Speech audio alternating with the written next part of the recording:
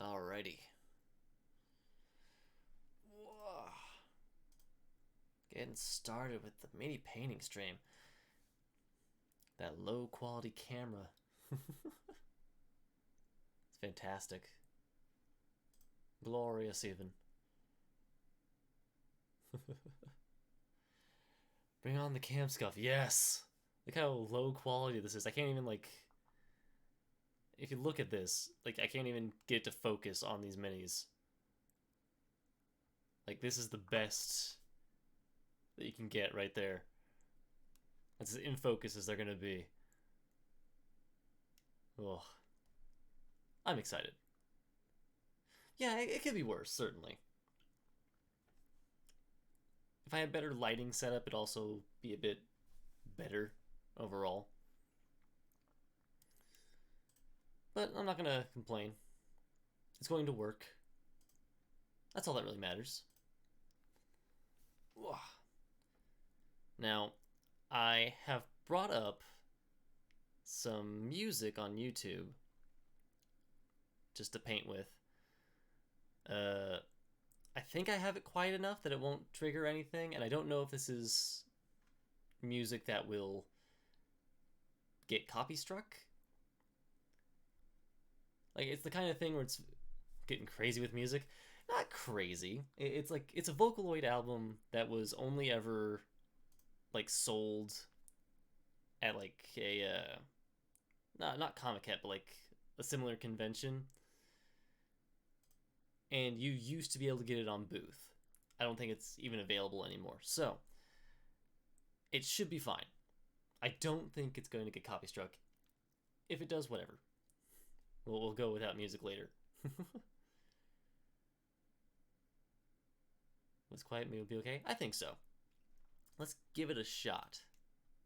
So unmute it, and it should be very quiet at first. Barely.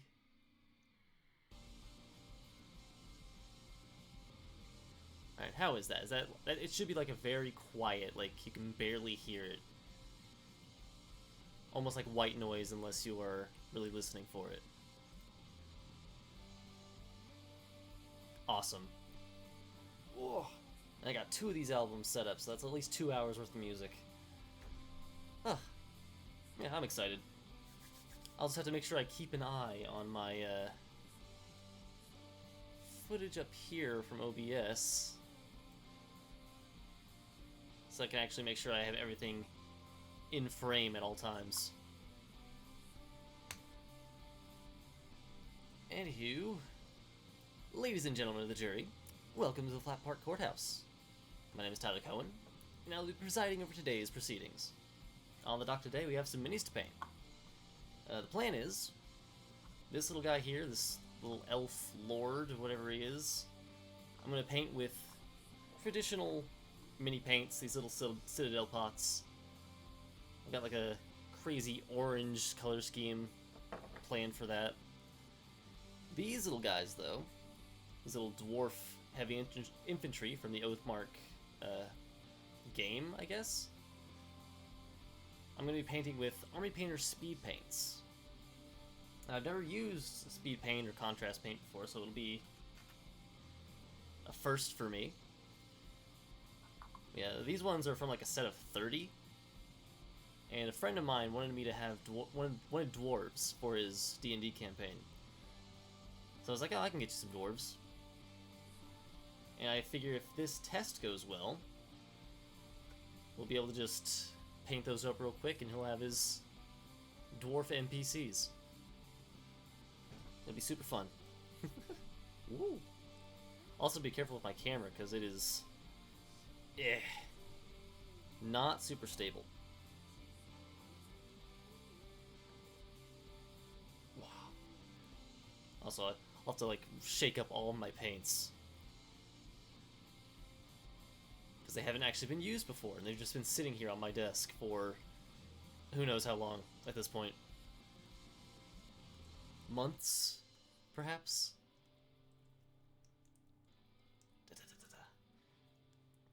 Yeah, we're gonna start with the traditional citadel pots in this guy. Guess what I'm gonna do Let's actually start with the skin tone on the little elf lord here. So I want some of that, some beige. Beige is nice. Let's see here. Sulfide ochre, that'd be a good one. Woohoo! This camera is gonna be the death of me, I swear.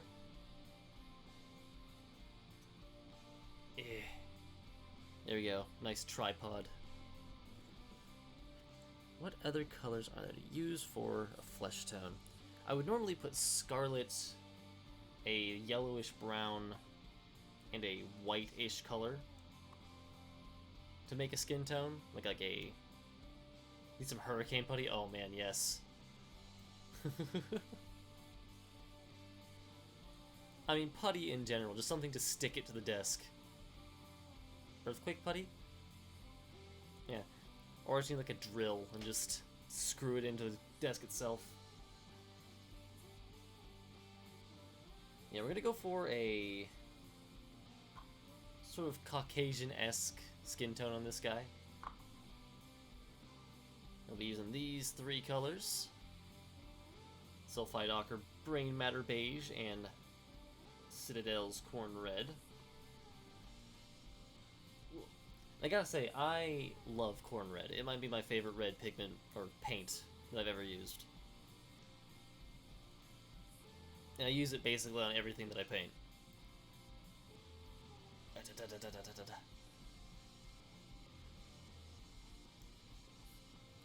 hope you enjoy the puppet show of me shaking this paint.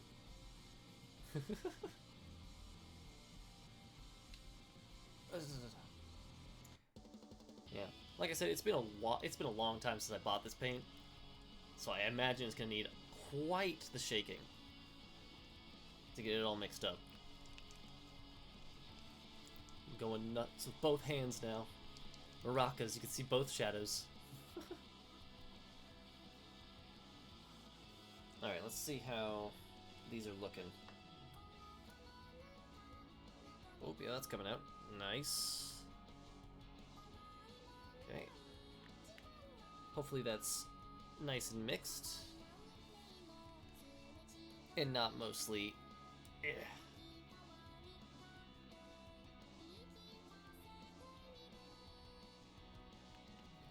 be a little liquidy, but that's fine.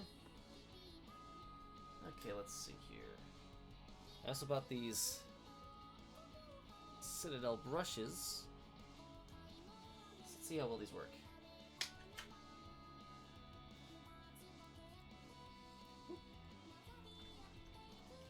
Alrighty.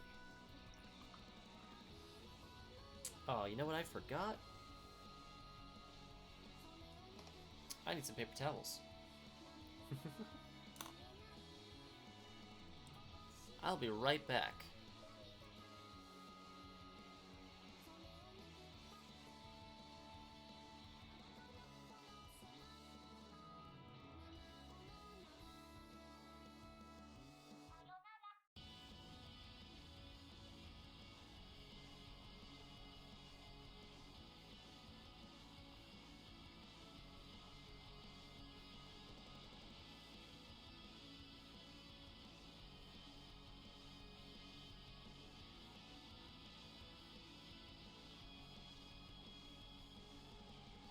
Alright. We are back with the paper towels.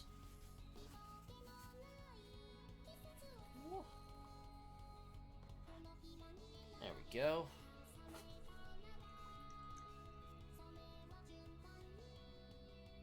That should be good. Alright. Let's open up these. These Citadel pots, I swear, are just a nightmare to open. There we go.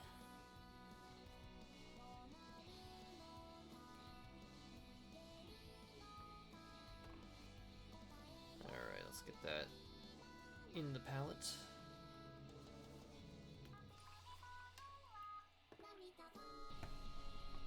And I wish I had like a secondary camera. I mean, that's good enough. You can see the palette, you can see the mini.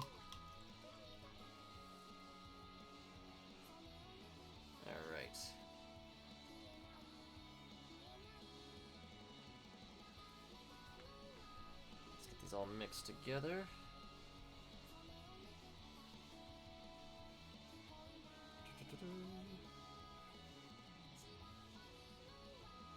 More red in there. Oh man, I need a lot more white. That ochre is extremely heavy. He instantly overpowered the white. I mean, that's an okay color, I guess. I could start with this. This could be a good base. It's like a dark pinkish color.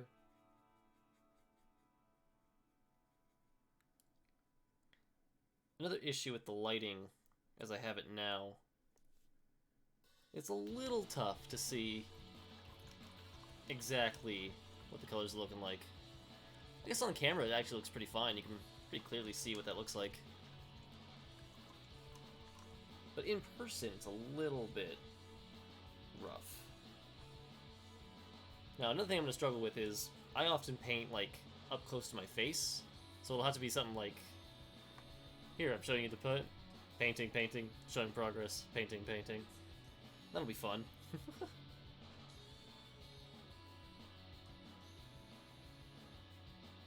Alright. Got our base skin tone all loaded up.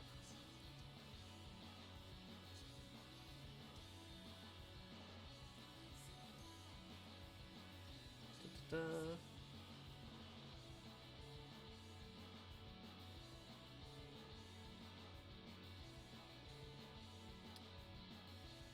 Get his neck. The neck.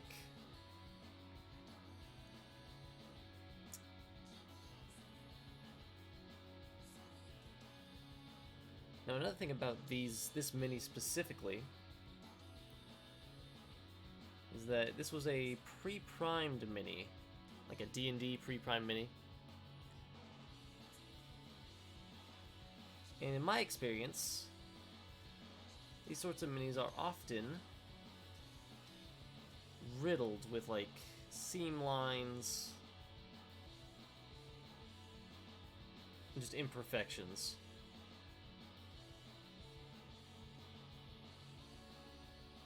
So in the cleanup process, I prepared this mini ahead of time. I lost a lot of detail because there were just so many pronounced mold lines on the model.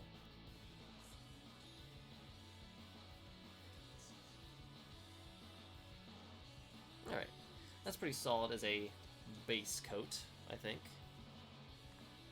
Ooh, trying to get this arranged.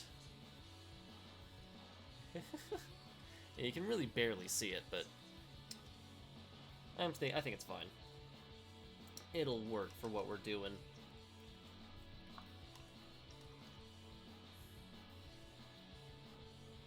Alright, let's figure out what we're gonna do for the rest of this. Now, this guy has this big old fur coat. I don't know if you can sort of make out the detail on that. Lots of ridges.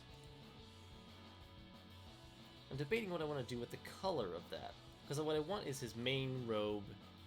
Can't really see it. I want his main robe here to be orange. Like noticeably orange. So I want to use a color that will complement that. But not like... I don't want it to be boring, right? Like, I want it to be bright. If I can look up, like, a color wheel or something.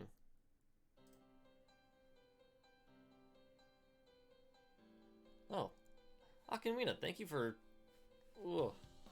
following the channel. Didn't even notice that. I'm so sorry. I don't have any of my, whatchamacallits set up on this particular scene. But thank you very much. I appreciate it. Yeah, teal. See, I was thinking teal for, like, the details. Like, again, I don't know if you could see it, but on the trim of this robe here, it's got, like, this decoration. And I was thinking that'd be perfect for teal. Because I have this really lovely... I mean, it's Eternal Elemental Bolt. It's a green color, but I think it would look really good. It's almost teal. So I think that would look really good with the orange. I was thinking, oh, like, I guess I could just do the, like, a reddish fur. Like, I had this really dark red, this chaotic red, and that might work out. What do I have here? Tuskgore fur.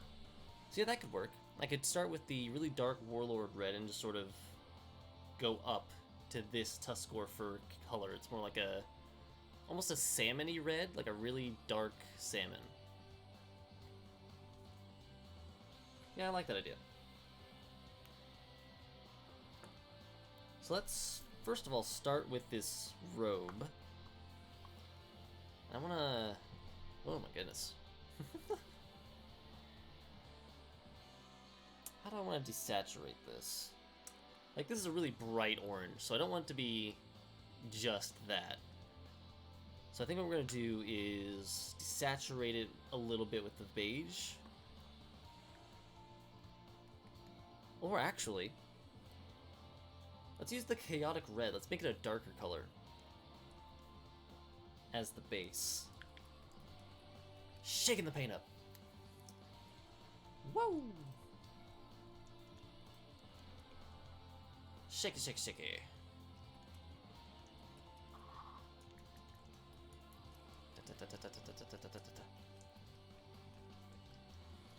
Alright. Now, in hindsight, I should have pre-shaken all of this paint. What are these? We have a generic, I think it's like an elf lord or noble.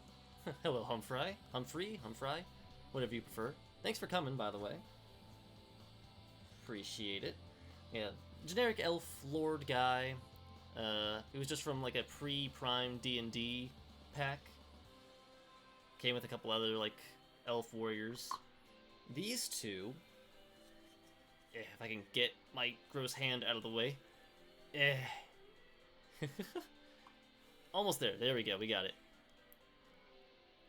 So these two are Dwarf Heavy Infantry from the Oathmark set. That's from North Star Games, I think. At least that's where I got them. Whoa. And apologies for the poor camera quality. This is about as focused as we can get it, because it's just kind of a generic webcam. Yeah, currently, we're going to give this guy, this elf lord, a nice dark orange cloak.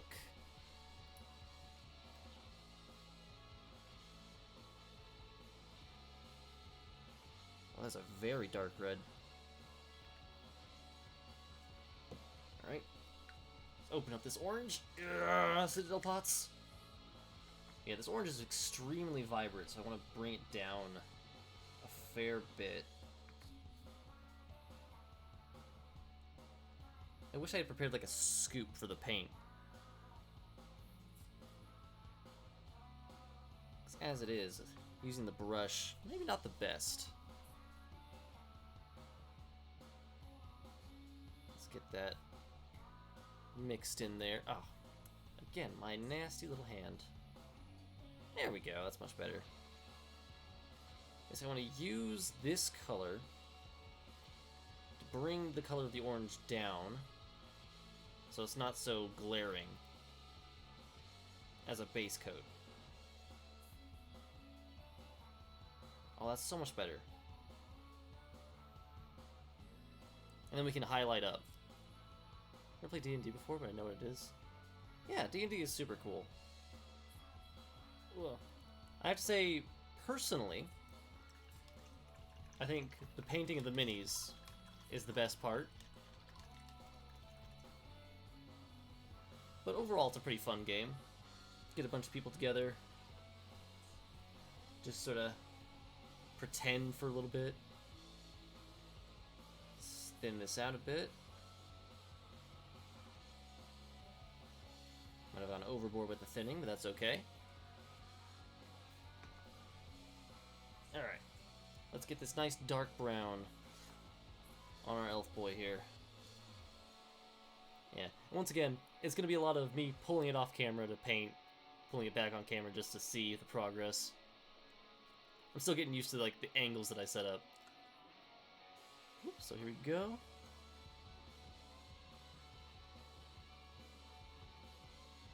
Yeah, I went a little overboard in the thinning here, so the paint's a little runny. That's okay, we can do 2 coats. I'm gonna try to avoid the trim as much as possible. But we'll see how that goes. I'm used to painting in situations where I have more light to work with. Yeah, so that's sort of the... there we go. Spin them around so you can actually see. It's again, a little tough to see, but it's roughly the idea, and we'll highlight up from that.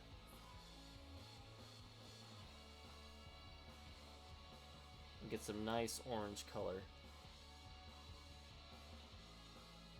Hit the trim. That's alright.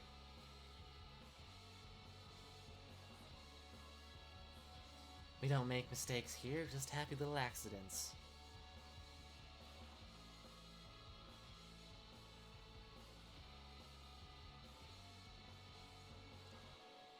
It's a pity minis and making maps, playing is super fun too, yeah. I've never been a big fan of, like, combat in D&D. I am definitely more of, like, the roleplay style, personally. Whoa. Go. Another cool thing about D&D is that it gives you a lot of freedom. Like, there are rules, of course. And depending on who is running your game, you might not get to fudge those rules all that much.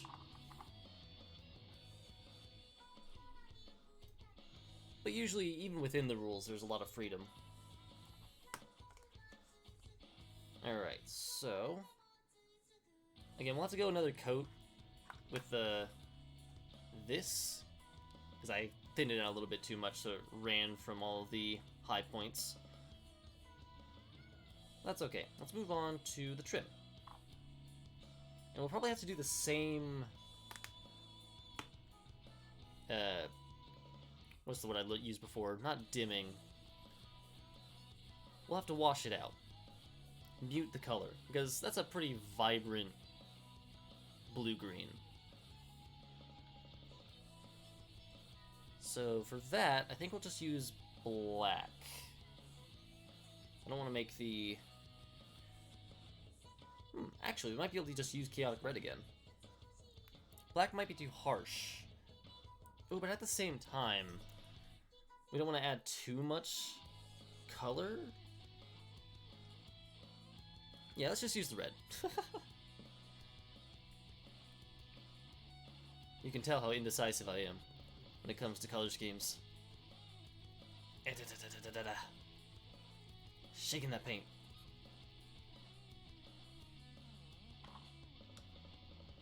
Alright. And since we already have some red here on our palette, just drop this down. Go. Get a little bit of water in the brush. And I say a little, I mean like barely any. Like, just barely dip the tip of the brush in the water. I'll drag some of that red out from this little plot here. Mix it in there. Oh. Much to my surprise, the blue is so much more powerful than the red. We're getting a little bit of color change there. Not quite as much as I would hope, though. So real quick, we're just gonna grab a little more of that. Really mix it in. There we go.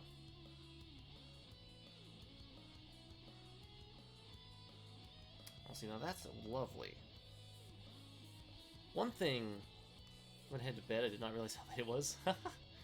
That is quite alright. You have a wonderful night, Humphrey. I appreciate you stopping by.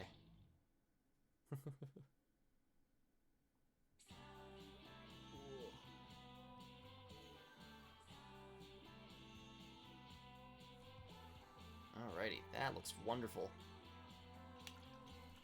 So something that I only learned in the last few weeks is that, I don't know if this is the case with every complementary color or like opposite color. What's the word? Like when you have a color wheel and the two colors are like on the opposite ends. Contrasting color, that's the one. But whenever you mix red and green together, they like dim each other down perfectly. Like if you ever need a dark base for red or green, just mix in like red to green or green to red, and you'll have like basically a perfect dark version of the color you're trying to use.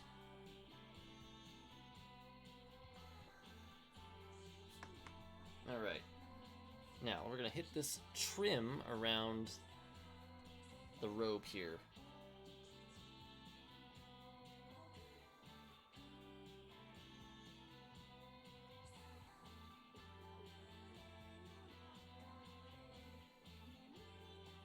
Okay.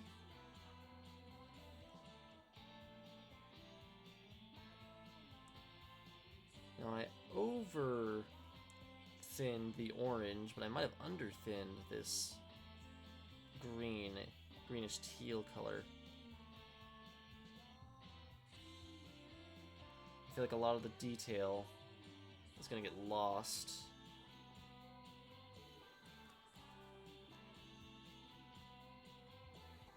That's not too bad.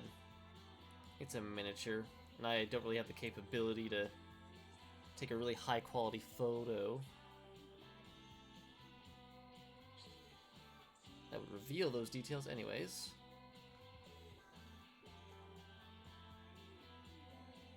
Let's get a little bit more of that in the brush.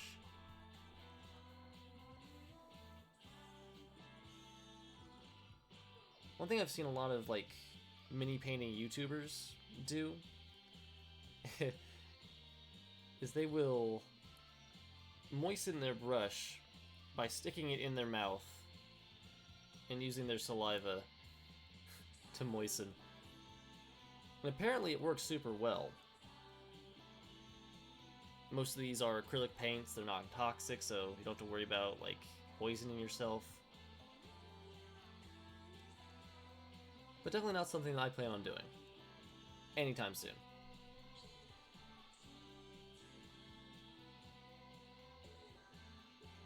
Come on.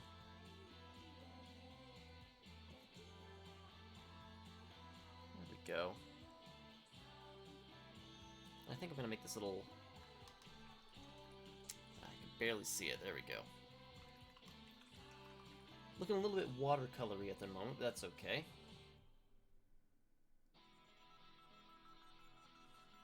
A lot of people who talk about painting minis will say the same thing. That's where I learned it, of course. But a lot of times what you want to do is paint your minis in two thin coats.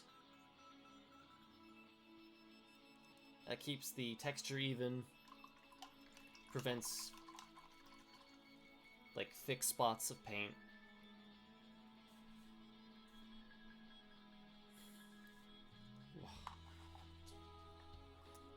So far, I'm liking that. It's quite nice. And I wish I had a wet palette that I could use, because I don't think these are going to last very long. I'm going to revisit the orange real quick.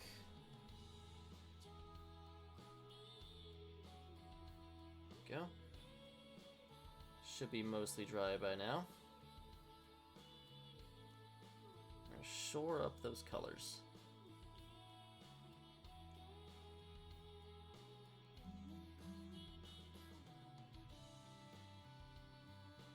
Go.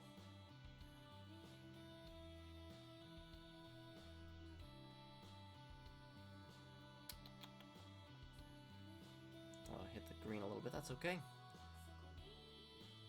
No big deal. Already that's looking a lot smoother.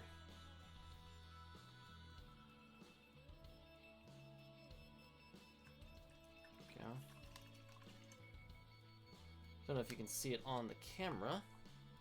That orange looks a lot more solid now. I'm pretty happy with that.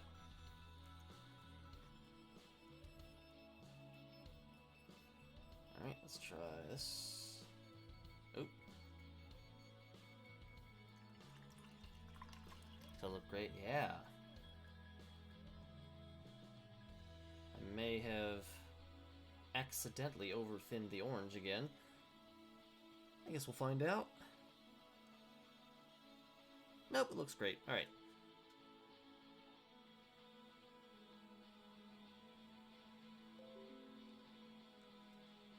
Interesting.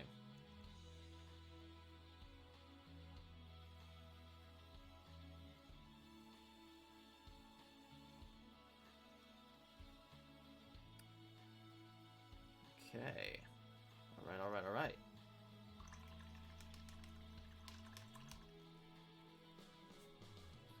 So now we're gonna bring this color up eventually.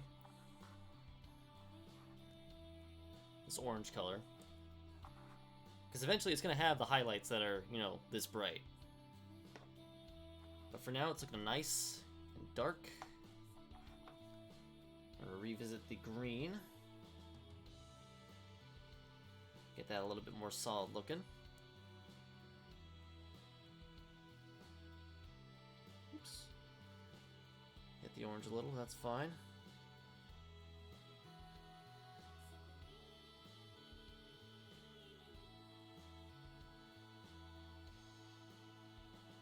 Go, shut that up.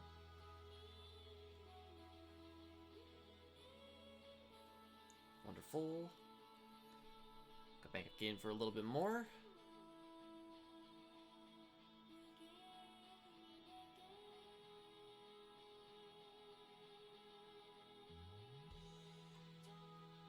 There we go.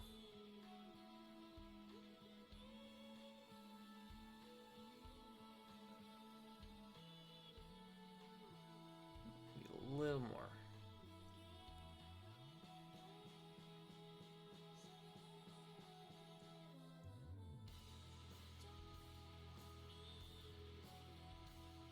Okay. And I gotta be careful with this music. It's super easy to just sort of start listening to it and just zone out.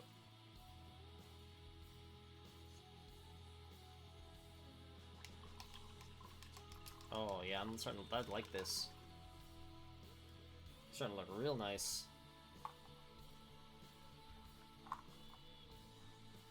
I wish I could show it closer up. That'd be so cool. Yeah. Alright. Let's hit this big ol' fur coat.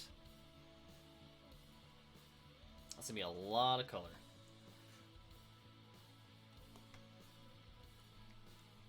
Fortunately, we've got a nice dropper bottle here.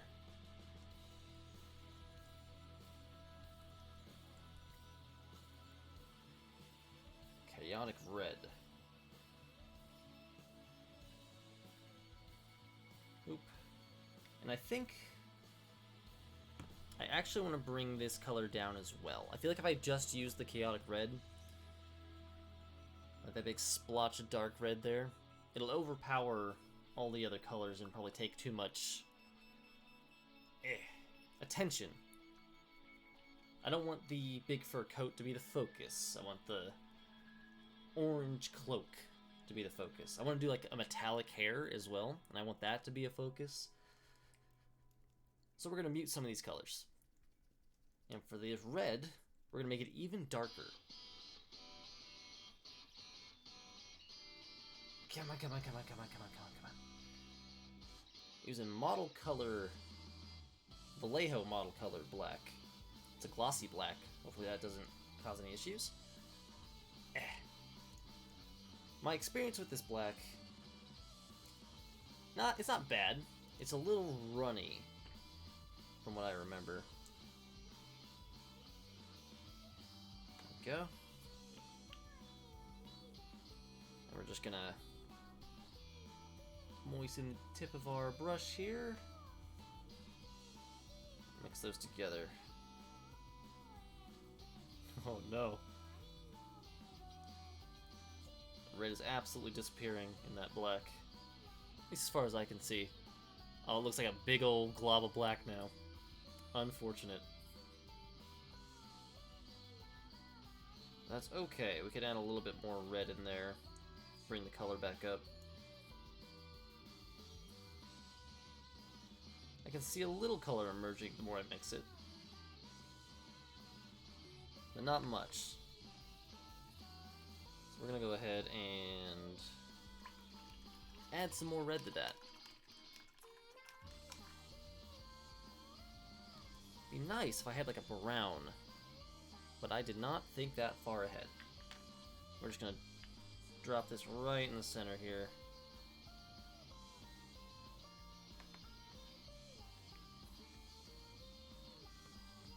Alrighty. Whoop. Okay, let's see if we can bring some of that red back out of the black by adding more in. Now, some gray would be even better for this, actually, because that would have been just a simple muting of the color.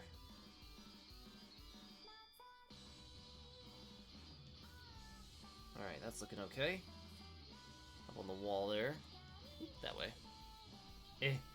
I'll figure out this camera eventually. Yeah, so you can see there's a bit of a difference between this part and this part. And that's what we're looking for.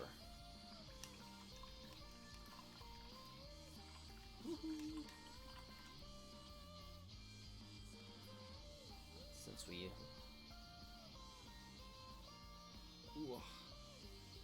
go, let's get this nice and loaded up. Because we got a lot of ground to paint. We'll start on this fur coat in the back here.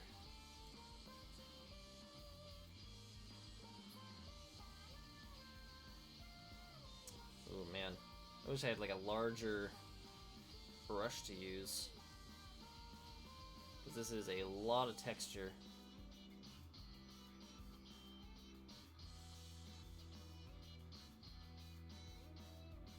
Yeah, the red is definitely at a much better point now. It's still readably red, but it's not overpowering. It's not so rich that it distracts from the orange.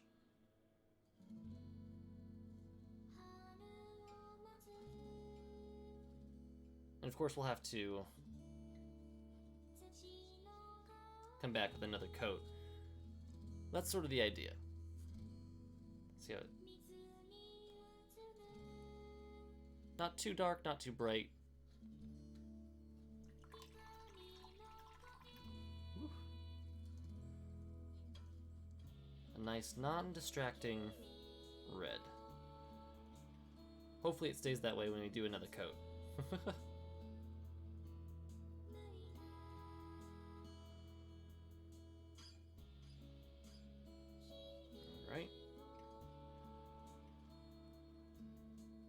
Almost feels like I'm applying a speed paint. How thin this is. Alright. That in there.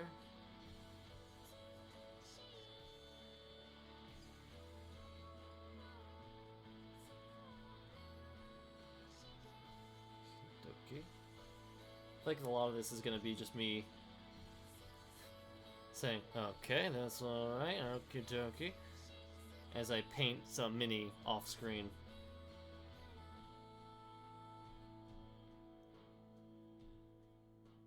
Maybe someday I'll have a setup where I can have like a camera over my shoulder.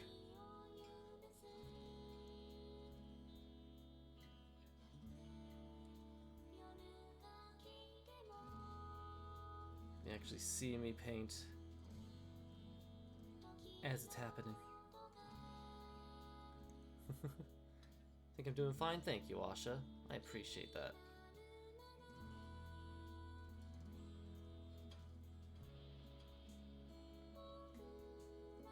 Let's see here. I want to get the bulk of it down.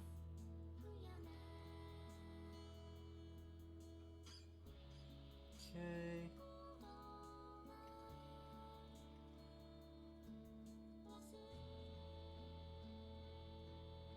I'll show you my work in just a second.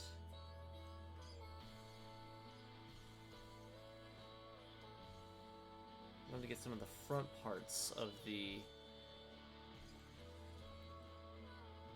fur coat painted up so we can actually compare it to the orange. There we go. A GoPro would probably be best, though. Oh, yeah, you're right. I was thinking a GoPro or some other type of camcorder. There we go. Again, it's dark, but not too dark. It's not like black. It reads as red. But the orange and green are still more rich. The colors are more vibrant. And that will hopefully become more pronounced as we go on and start, like, highlighting. Because even the highlights on the red here are going to be kind of muted. Let's get this inside part of the cloak here.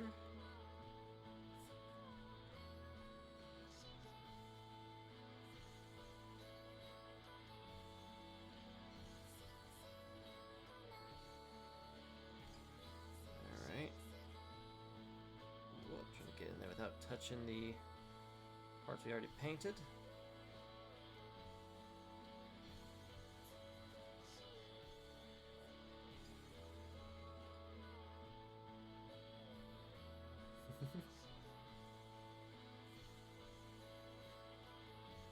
Okie dokie.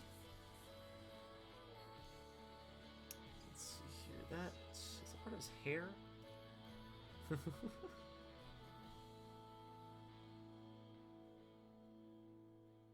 Now, these pre-primed minis are super convenient because you pop them out of the box and they're ready to go. Like, if you don't mind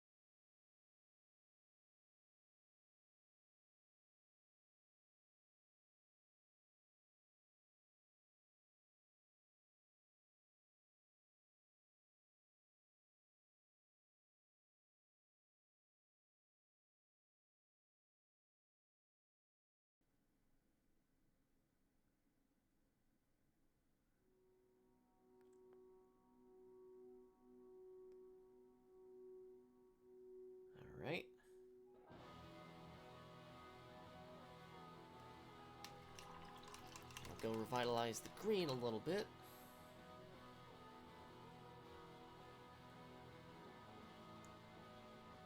It's probably getting a little dry as well. Alright.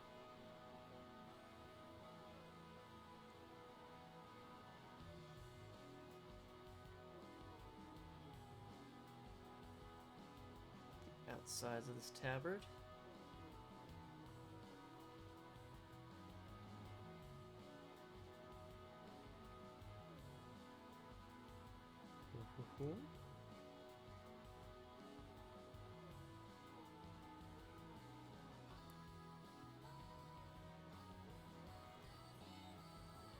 Go.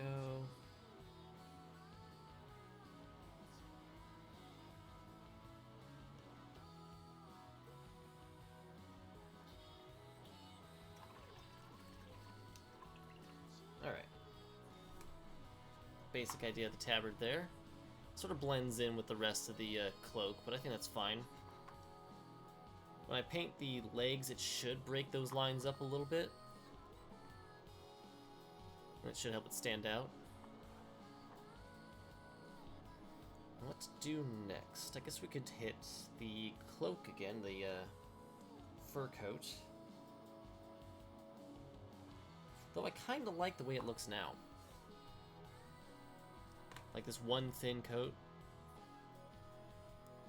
And maybe we can just like dry brush on the lighter color later. I think that works. It's a nice idea.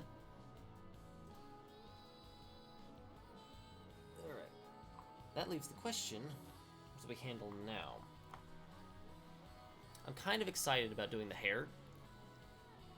Because there's one thing in particular that I want to do with that. And that is I want to make it metallic. Specifically, I want to use these 3 bronze colors to make the hair. And I've never done metallic hair before.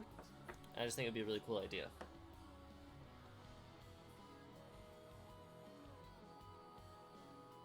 So let's give that a shot.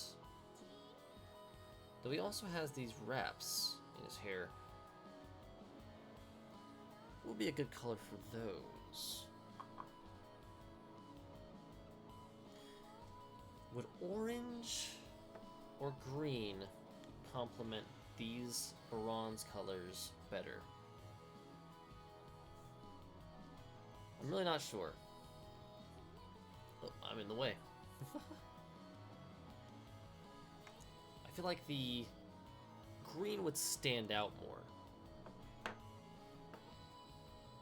Yeah, let's go with that. We're gonna start on the hair. I use corks generally, but I may have to try the egg carton routine. So this was something that I I realized that I didn't have more like solid bases. So I was like, oh no, what am I gonna do? So I went into my fridge and cut up the like the 2 ends to grab these. I usually use like little plastic cups. That's my usual thing. They're cheap, you get a lot of them.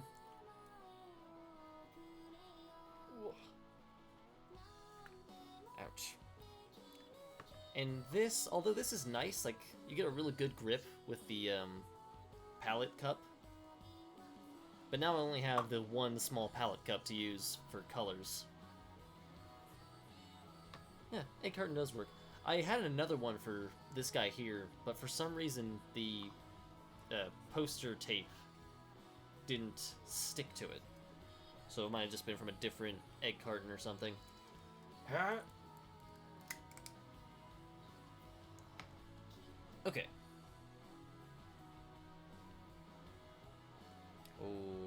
Oh boy. I am in love with this color.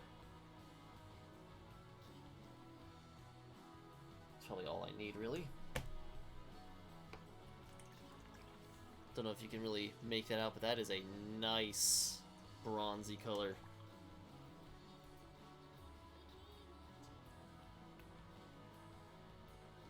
Gonna thin that out a little bit.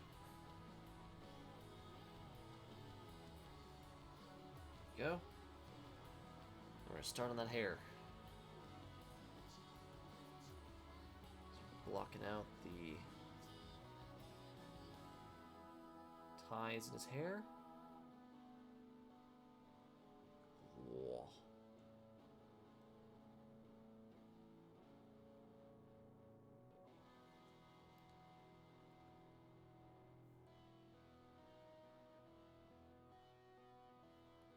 Oh, I'm loving this color a lot.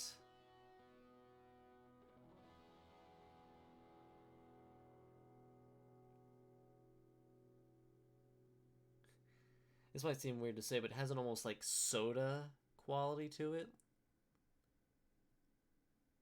It's like you poured your can of soda out into a glass and it's just sitting there all sparkly and brown. Oh, and it seems like the music has ended, so I'll have to start the next one. How long have we been going? 57 minutes, wow.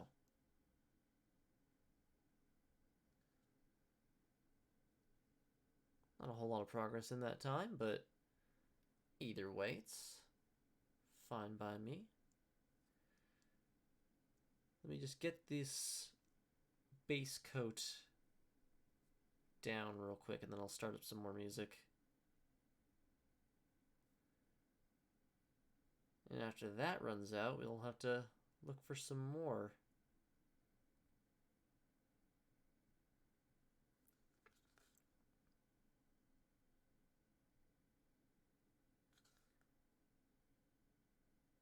Whoa.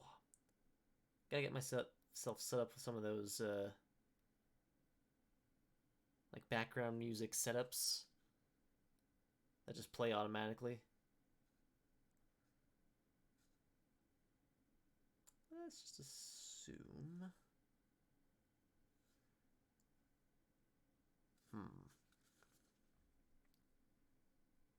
That'd be nice.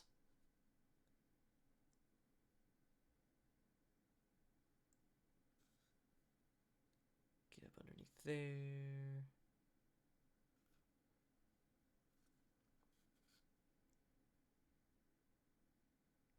This part that comes over the ear. Hit the skin a little bit. That's cool.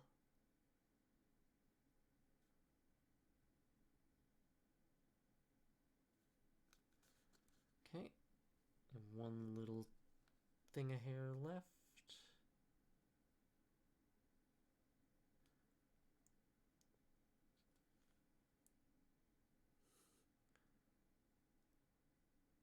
Oh, might have painted over his ear. That's fine.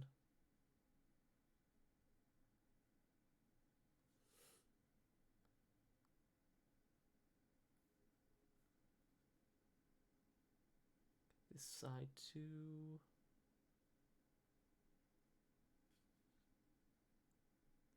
God, it's such a nice color.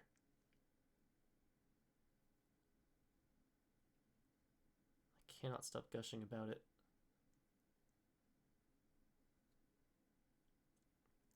All right. Good enough for now. We'll have to reclaim that ear at some point, but we can worry about that later. Whew. So it looks really brown, but you can sort of see the sheen coming off of it. And that is the exact effect that I was looking for.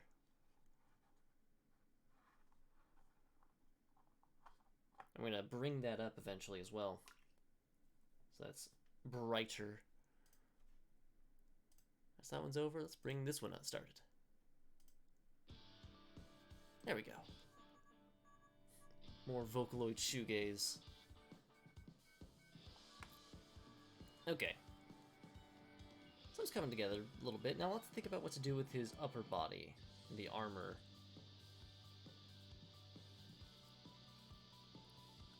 Because in my infinite wisdom, I failed to buy any other metallic colors besides the bronzes. So I'll have to think of how I want to handle his armor. That goes for his legs as well.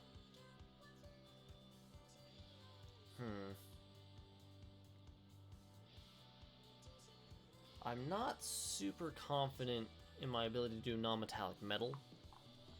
It's not really something I've ever practiced.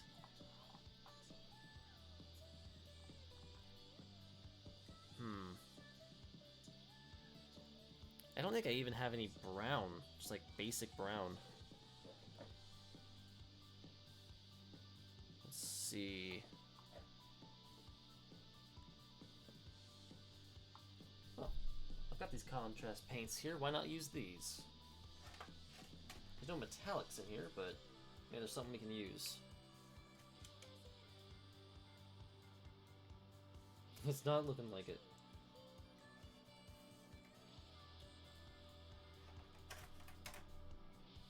Well then, maybe we can make it like white or gray armor.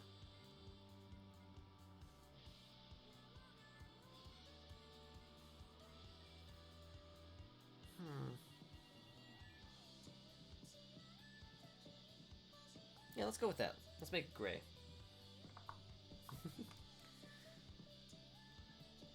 Not exactly exciting, but hey. That's fine by me. The armor is not the focal point. After all. What we want is for that orange to be the focal point. And the hair. I want the hair to be a focal point too. Those 2 points I want to be the things that draw people's eyes. Ideally.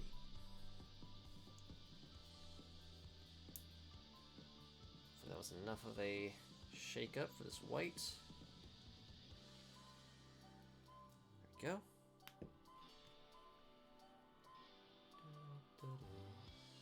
Alright. Let's not overpower the white too much.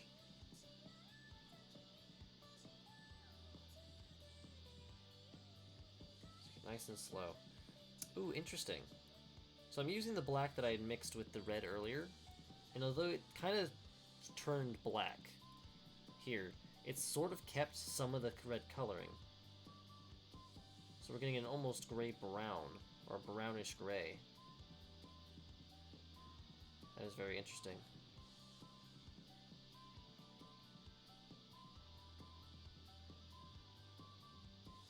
That might be exactly what we want.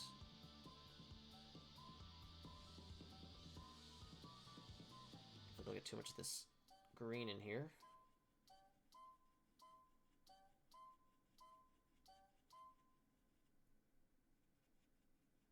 Alright. I think that's perfect. It's a little weird.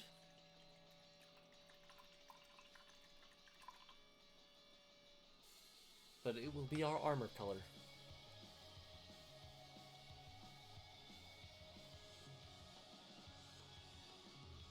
Did I thin that enough? I don't know if I did.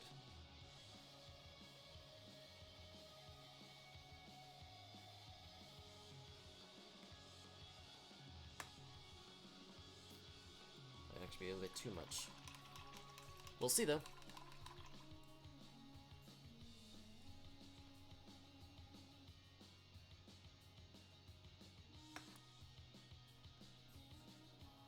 Starting the arm here. I mean, it almost looks lavender.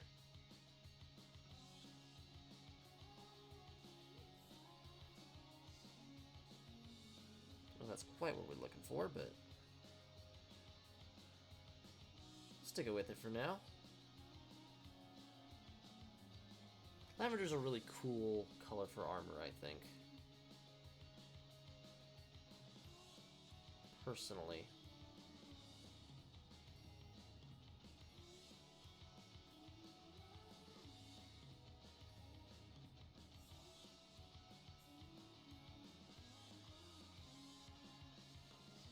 Question though is how well does it work with the model?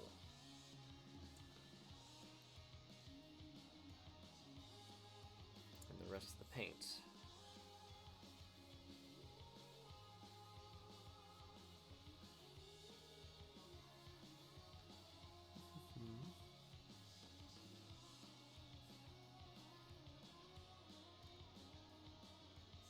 High hopes for it.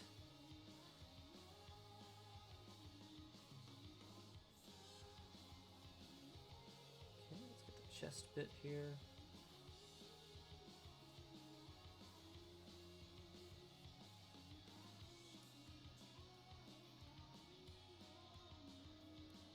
Alright. Let's get the belt.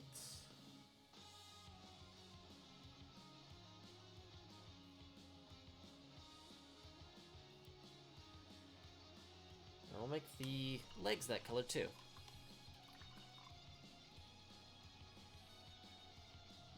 How does that show up on?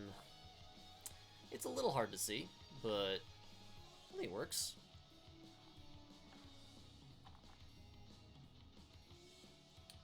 Let's hit the legs with this as well, and then we'll give him like black boots or something.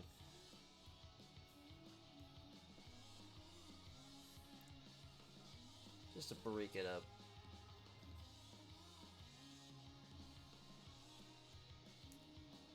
Let's get in here and try not to hit the green. Oops, I immediately hit the green. Fantastic. See if we can't clean that off real quick.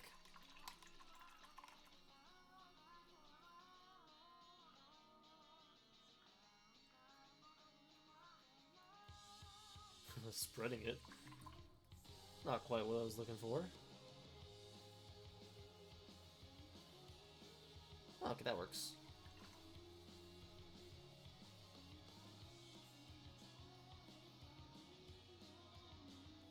I fixed it up pretty well. Can hardly tell if that mistake happened. Ooh, man, getting into the crevices is going to be hard.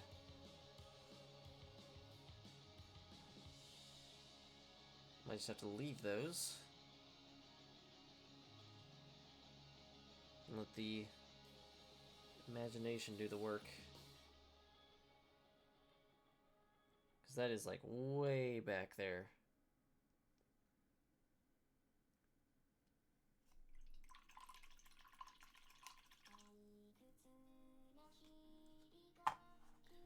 So you can sort of see the leg there.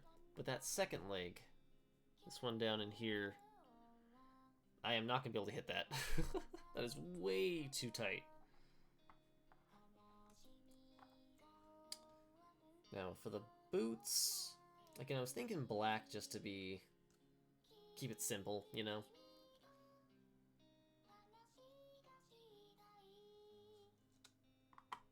I suppose we could do that dark red mixture, actually.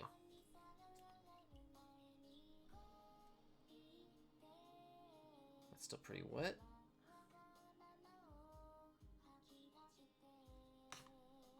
Let's hit that. Go.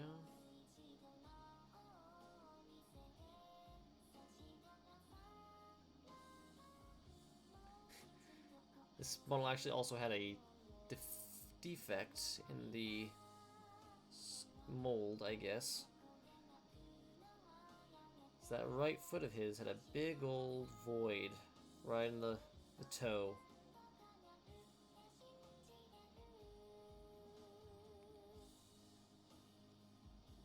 Looked like he got the tip of his toes bit off.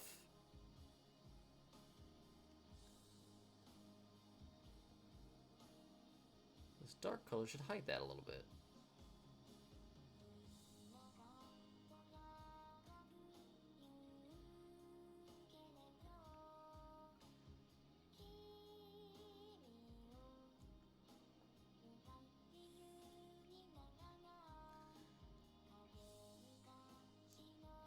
There we go.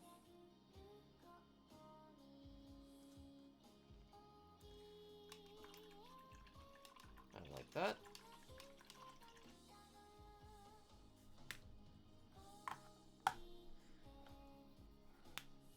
Not too bad.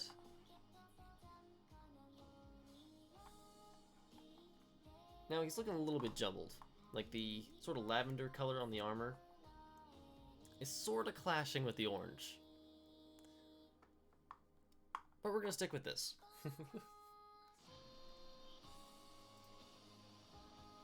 Doesn't need to be perfect.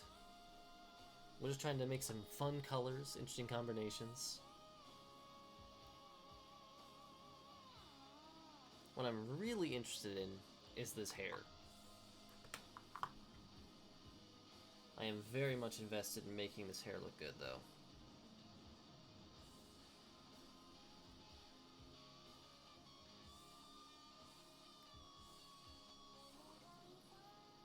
Alright, let's get this on there.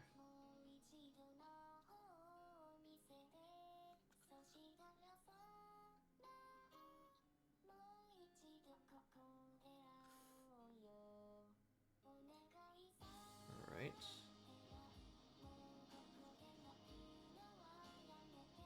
I'm just painting the ties he has in his ponytail.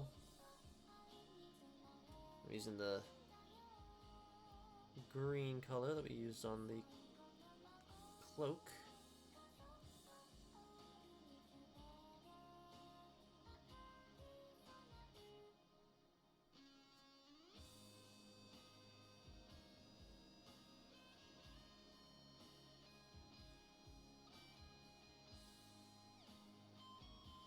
God, this music is amazing. Woo. Wish I could listen to it louder. Oh, he is coming together. The only thing that is lacking a base coat now is the sword. And I have no idea what I want to do with the sword.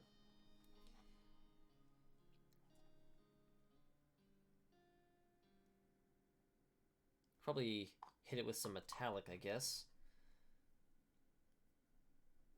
Or actually, we might use the speed paint for the sword. Ooh, I just keep changing my mind, but I had a much better idea. We'll use this ochre color, the sulfite ochre, however you want to pronounce it, and we will bring it down with the white. Like, wash it out completely. And try to use that as a color. Basically, ochre is going to be the base coat. Metallic bronze here is a little bit dried up. Let's get it moistened.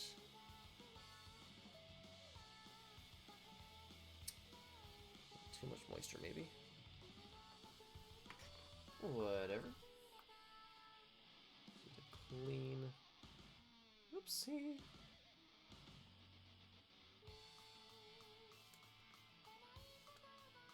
Get this hit there.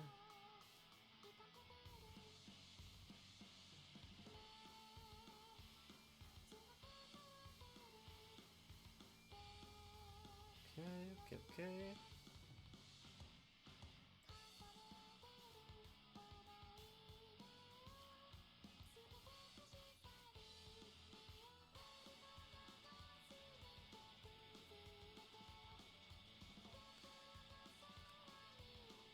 Alright.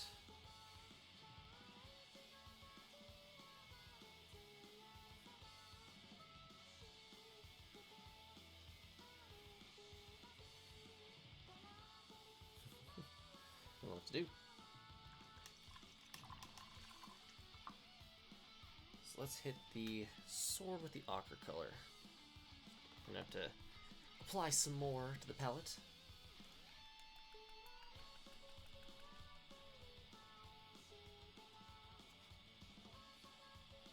Ooh. These army painter war paints really flow out of the bottles really well.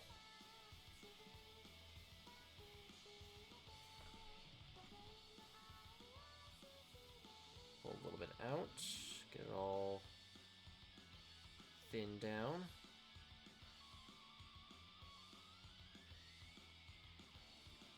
Okay.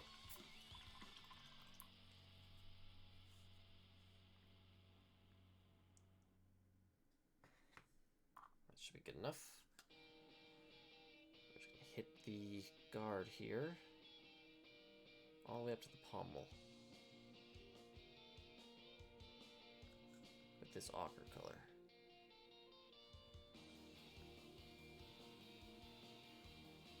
Going with like a faux gold.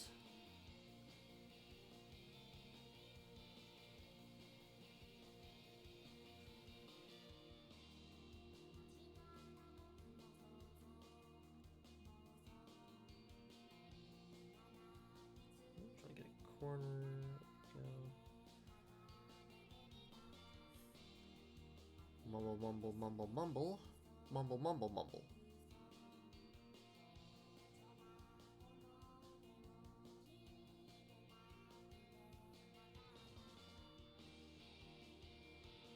There we go. The color's a little flat right now, but we can continue working it. Tease it into something that's more similar to a like metallic color.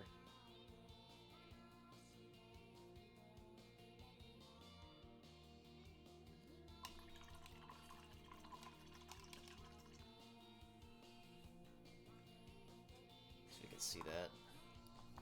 There we go. And just to continue the clashing, we're gonna make the little jewel in the handle this really light blue. Was it Troglodyte Blue? That's a great name.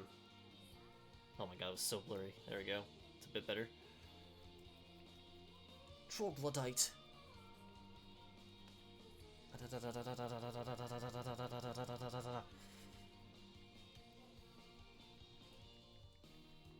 Okay. Gotta really work it. Make sure all of the pigment is mixed with the medium.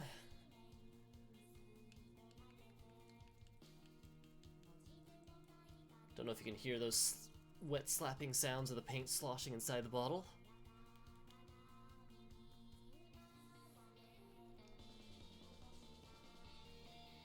There we go. I think that's probably good. We are absolutely out of room on this palette. This tiny little palette. Slap, slap, slap. Clap, clap, clap, slap, slap, slap. There we go. That should be all we need for that.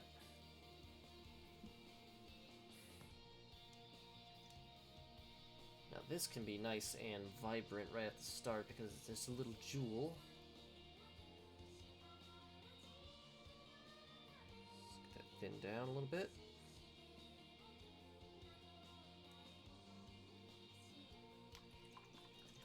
There we go.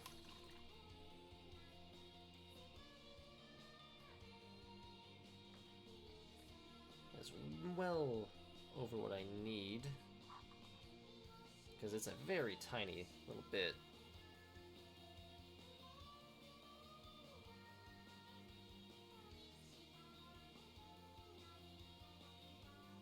Oopsie.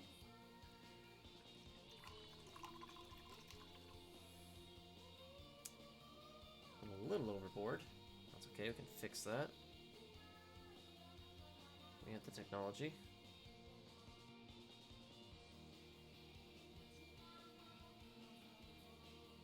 Interesting effect.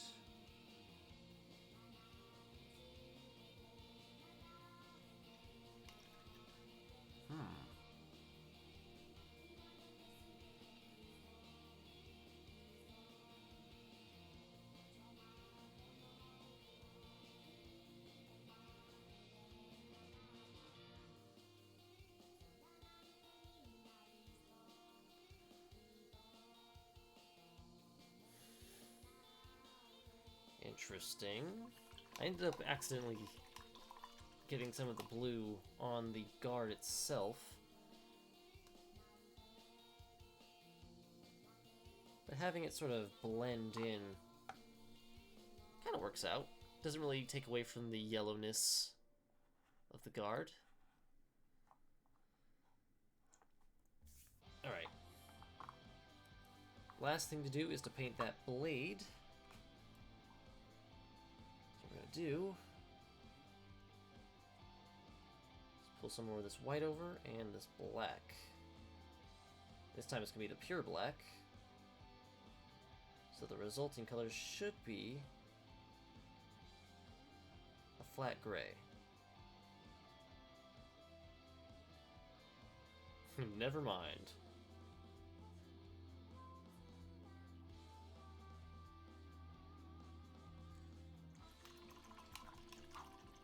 fine.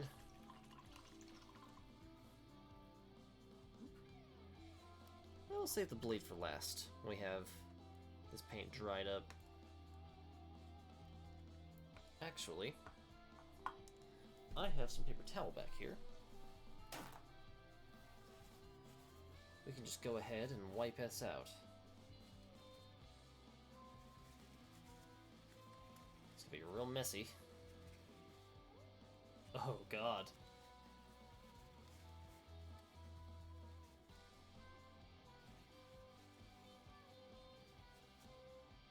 I got paint all over my finger. Fantastic.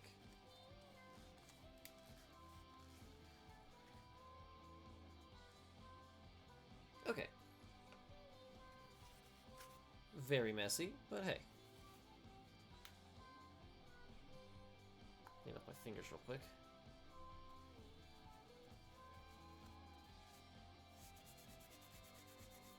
Oh god. Paint all over my hands. Ah!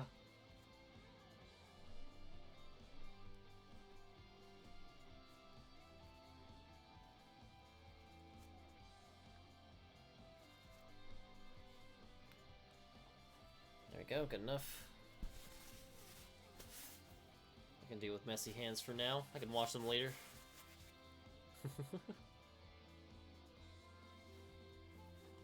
Alright, we got our palette a little bit cleaned out. Still some dry paint there, that's fine. Let's see here, what do we want to do first? I think what I want to do... Let's go back to the orange and the green. Start hitting those highlights.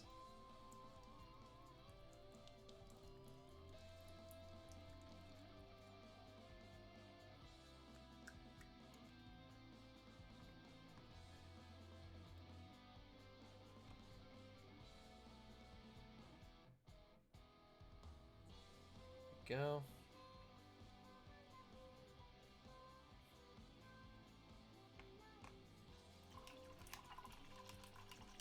Ideally, we would have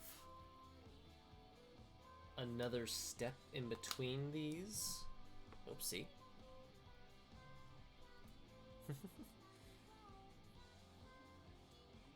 But I think using this should be fine.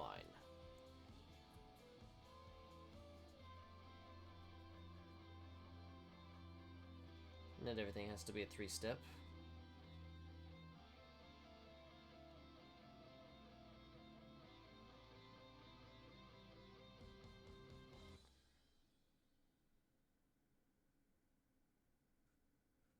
I'm just gonna try to...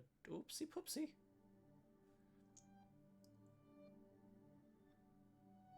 Hit it a little hard.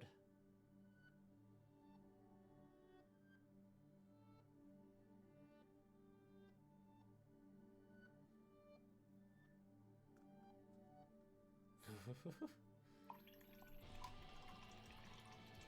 we can draw some of that out. It's a little bit too heavy right there.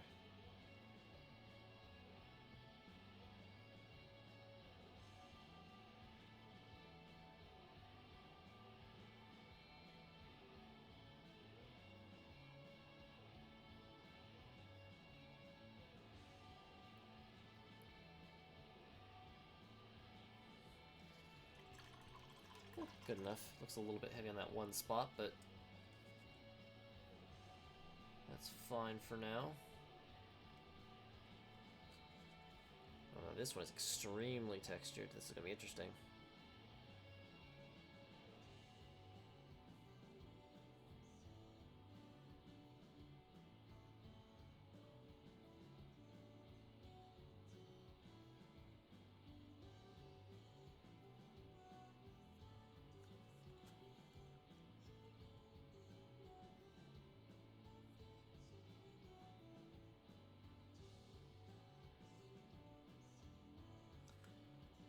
Okay.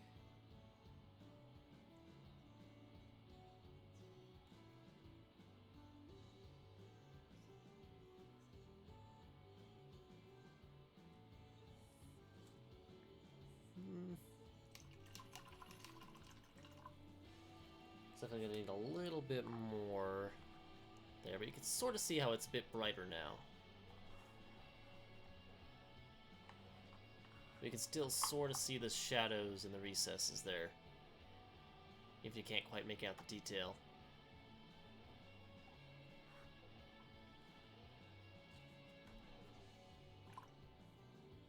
Wish I'd brought some yellow. That'd been perfect to max out the highlight there. Oh well. I mean, we have the ochre yellow. That should be fine. Alright. Let's do the same with the green.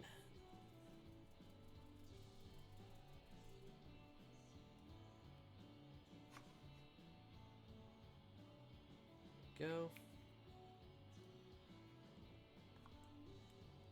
Our goal here is we're just going to edge highlight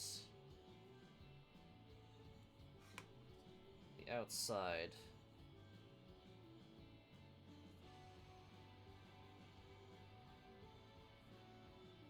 of the cloak with this really bright color.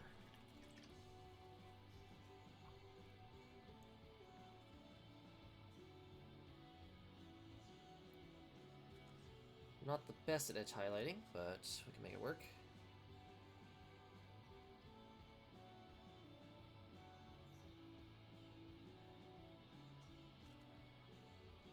It's working out pretty well.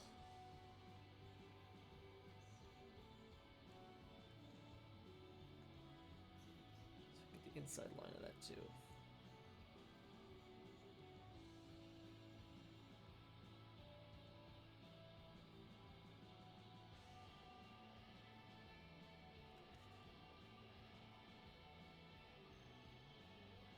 Okay.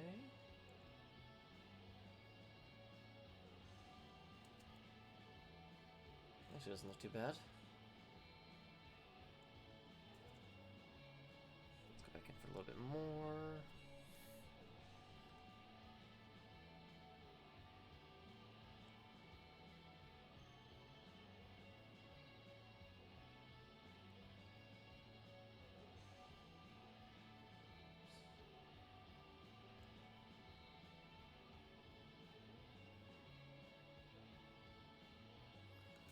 Alright. And then a little bit on the edge here.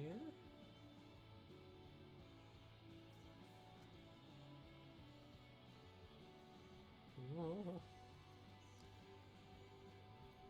Let's hit this inside tabard as well. Maybe a little bit more paint.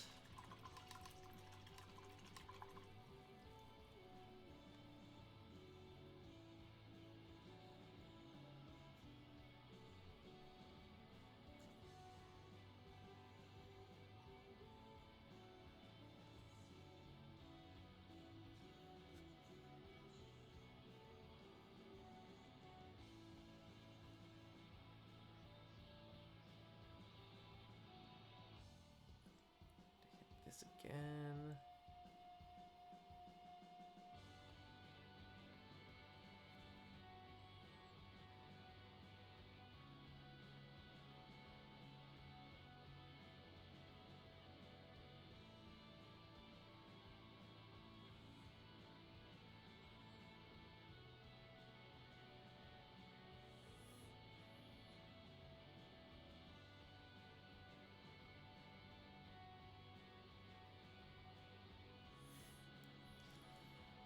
All right.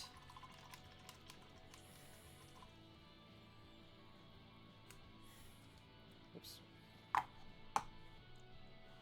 Man, you can really not see the highlight with this camera. Let's start being a little bit closer. Fuzzy. Fuzzy.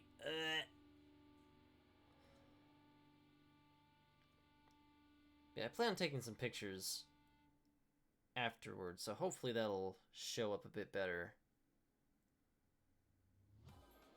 If not, oh well. Is what it is. What I'll probably do is come back in and do like a little extra highlighting with that blue color we used on the jewel in the middle of the sword here. And that should make the highlight pop a little bit more. Looks good though, thank you. Let's see, let's come back with the orange. Let's mix in some bright white.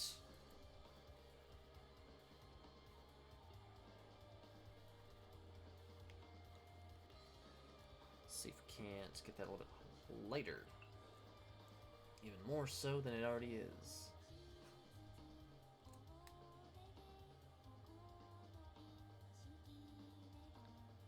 Oh, that's perfect.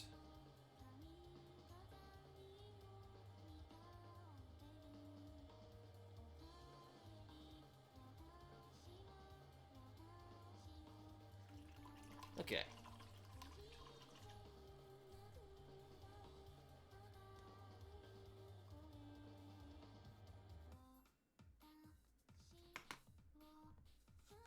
Let's just get these raised edges a little bit more.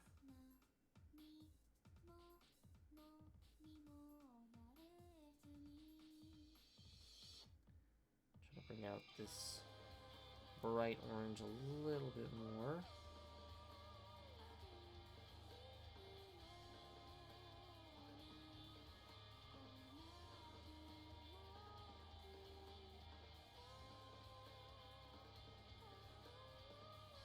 Okay. Definitely needed more paint there, but that's fine.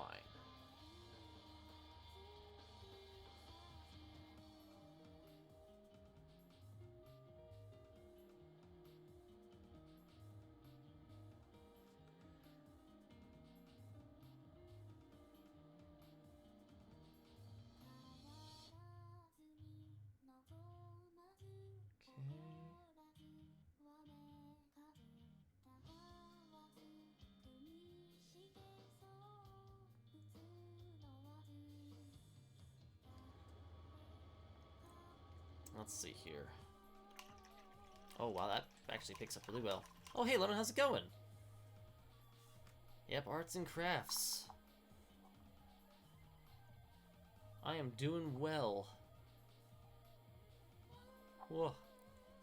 Painting some miniatures. Oh my gosh, it's 2:30 in the morning. I didn't even realize how time flies.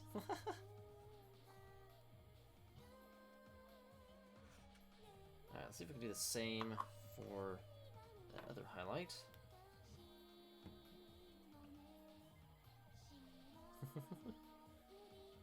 Chill Saturday morning, that sounds amazing.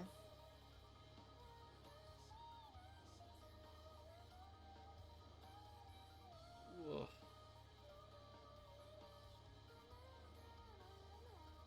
Let's see here. Should be good. Nice minty color. Ooh.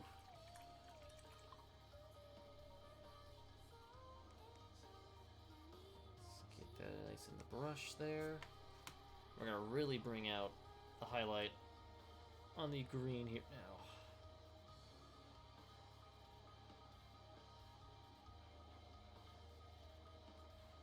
Not too much of it, just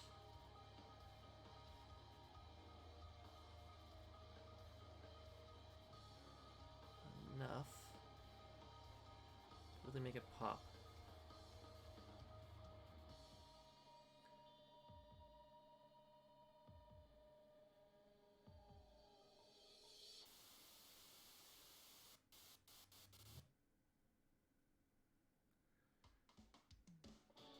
It's a little messy, but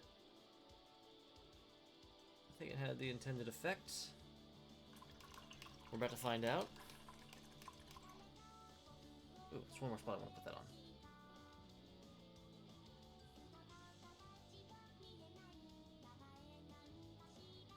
There we go. Okay.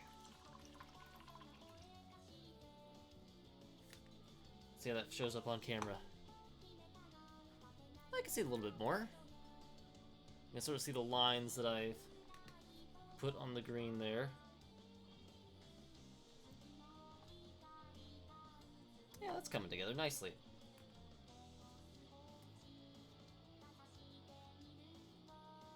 Excellent. Alright, let's return to the fur coat. As much as I like this color, I kind of want to add a little bit more brightness to it.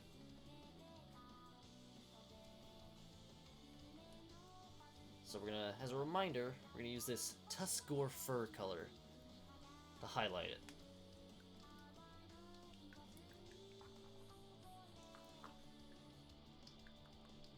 Da, da, da, da, da.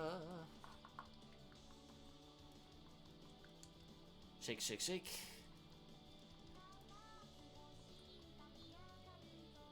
Make sure it's all nice and mixed up. There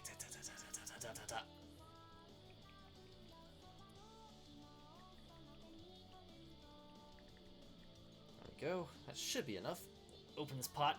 Yeah! Oh.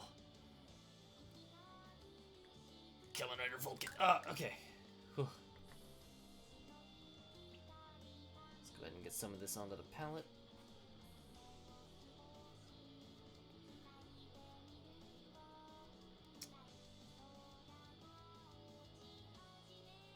There we go. Alright. So we're actually going to try dry brushing this on.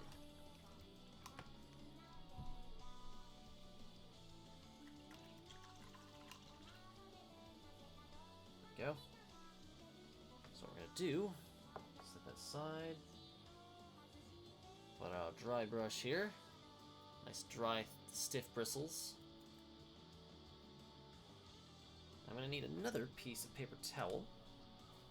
I'm glad I prepared a bunch. So what we're gonna have to do is load up this brush, paint, like so.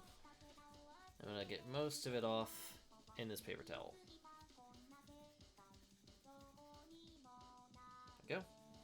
So now we've got a dry brush that's loaded with paint. We're just gonna drag it along the texture on this. We're gonna go, I feel like most of the texture goes vertically here. Yeah. Come on. Most of the texture, I feel like, is going vertical here. So we're gonna dry brush perpendicular to that.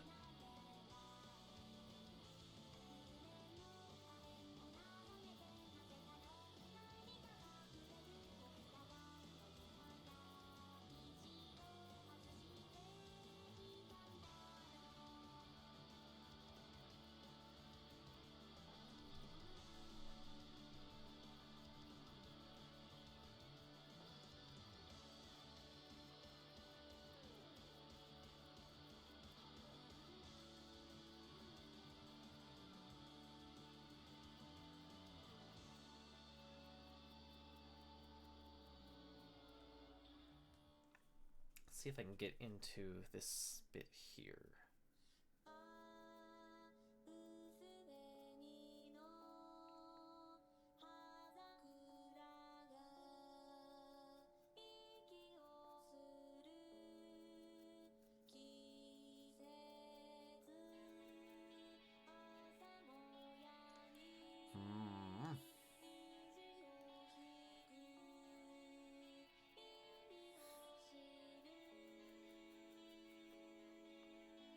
Looking all right.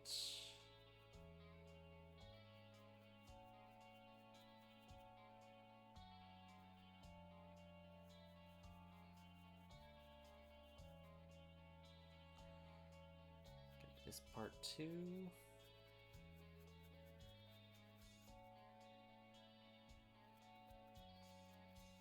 The corner.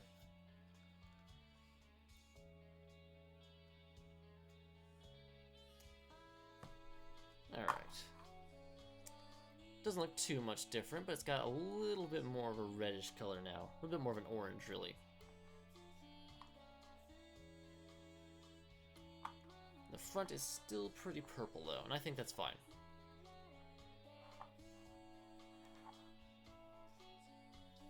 Oh, I also just realized I didn't highlight the little hair ties in this guy's ponytail.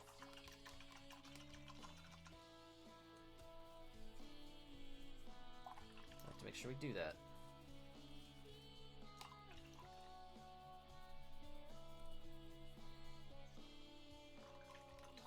Let's try to get all the paint out this dry brush before I move on.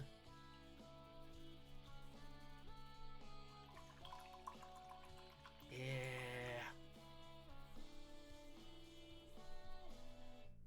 Good enough. Alright. Put that back over here. Set this aside.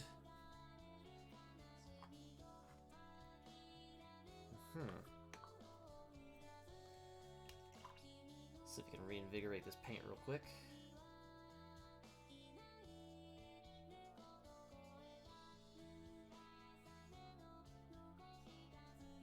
Go. Perfect.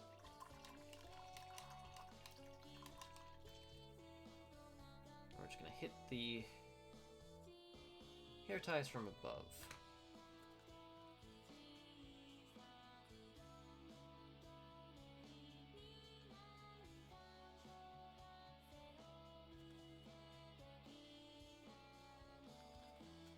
Go. I'll get this one from this side here.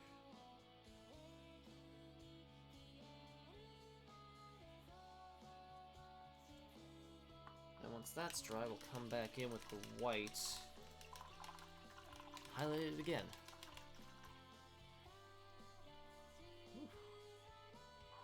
You can tell the difference here. Not too pronounced, but it's good enough. Okay, I want to go back to the hair now. We started off the hair with the color Warplock Bronze. That's this color here. It's really nice, dark, metallic bronze color. We're going to follow that up with, what is this called? Brass Scorpion. So this one here, you can see the difference there. That'll be our middle highlight.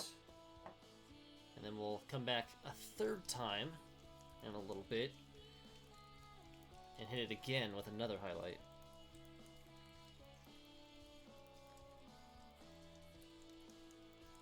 Fancy bronzes. I think bronze is probably my favorite metallic to paint. Fun fact, this one here, Sycorax Bronze, the lightest one, this is going to be our highest highlight, is probably my single favorite metallic color.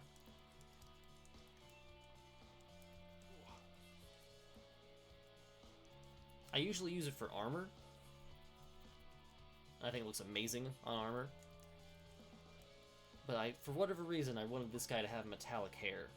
So, that's what we're going with. It's actually amazing how well the metallic works as a hair tone. Because it has that glossiness that hair has. Like, it shines. There's a sheen to it.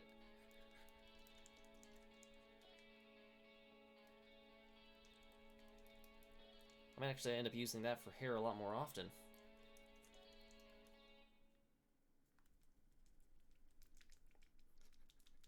Come on, mix.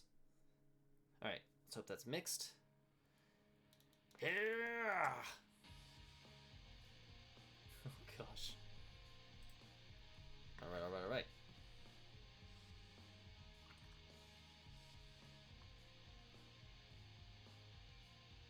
Just take a dab at this, maybe one more, just for good measure.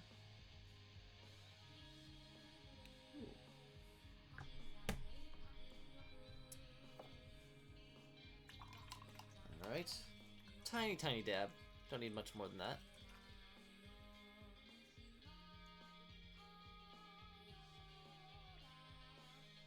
Alright, we just need a little bit of water on the edge of the brush.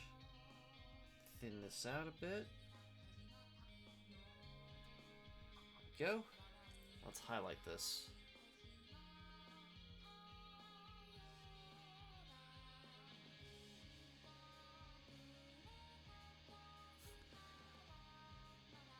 I don't know how well this is actually going to work. Especially since this color didn't really need highlights, per se.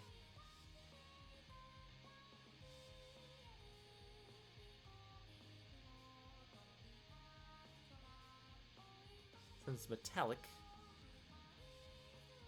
it already had its own sheen.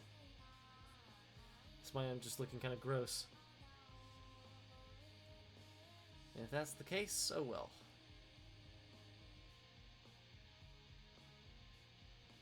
I felt the desire to experiment, and that's what we're doing.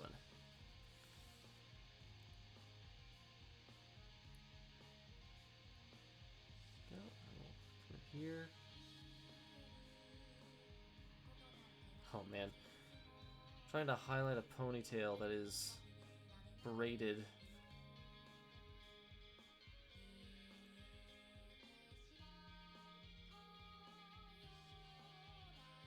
Not an easy task.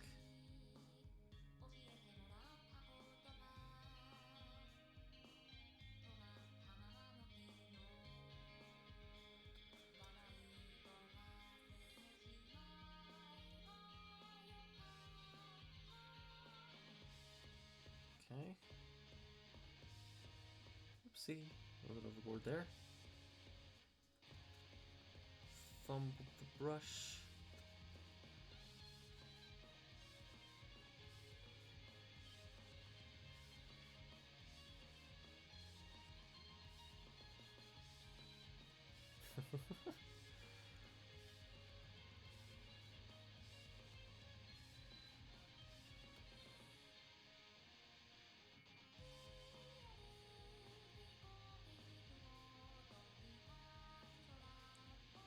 Okay. It's looking a little funky, but I feel like it'll grow on me eventually. See how it looks on camera. It's definitely shinier than it was.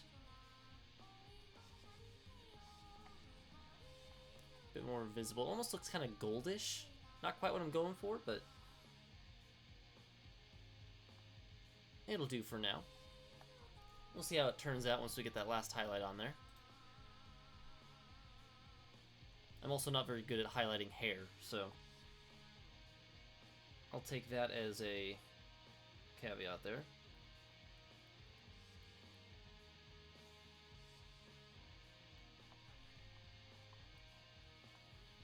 Now, what to do with the armor?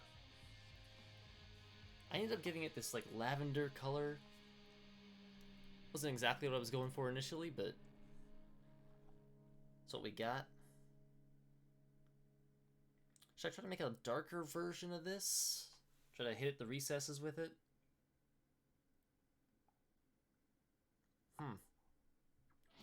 Hair's so shiny, yeah. Oh, he's also got, I don't know if you can see this on the camera, but on his elbows, where his arms bend, he's got these bits of the armor plate coming apart so you can see the cloth underneath. So I kind of want to go back in with the darker orange. Hit those real quick. Shake, shake, shake, shake, shake, shake, shake.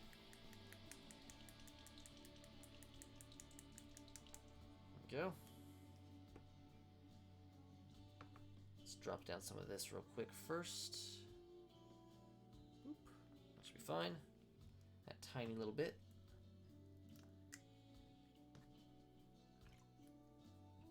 There we go.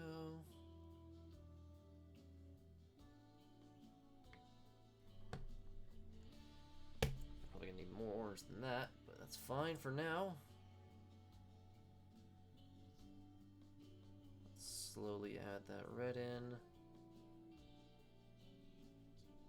That should bring the color of the orange down.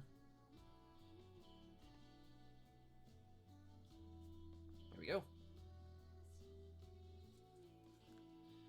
And very carefully hit this little gap in the armor plate. Just enough to leave the orange behind.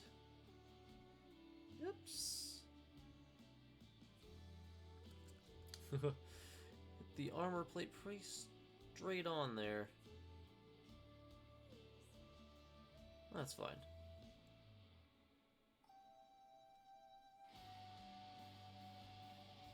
Yeah, there we go.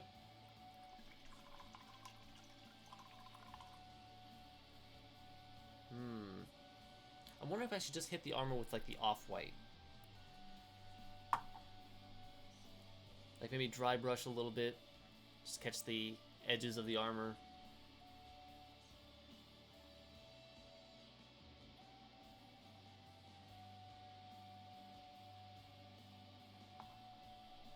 I also completely forgot to do his eyebrows. Does he have facial hair?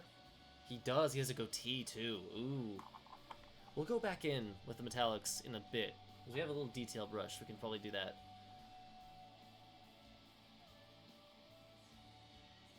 But speaking of that, let's go ahead and add some more ochre. So here's the plan. You can't really tell, but on his upper arms, he's got these little dots, like these little rivets in his armor. So we're going to try something real silly, and we're going to try to make those pop out.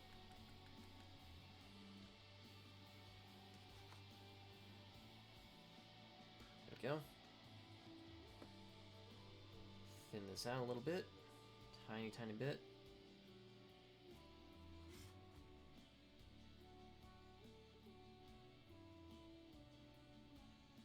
There we go.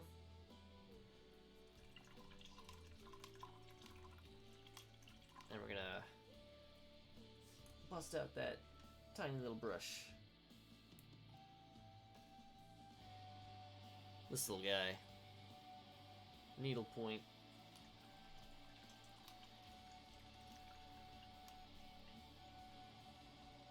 Go.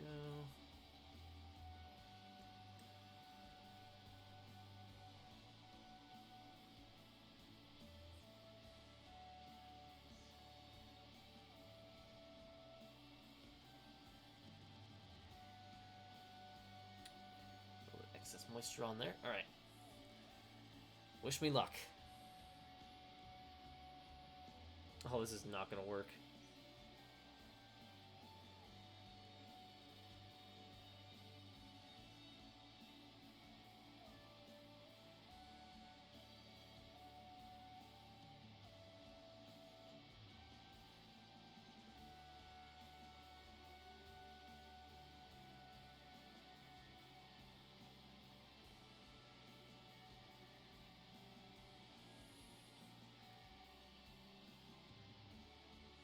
Oh, jeez.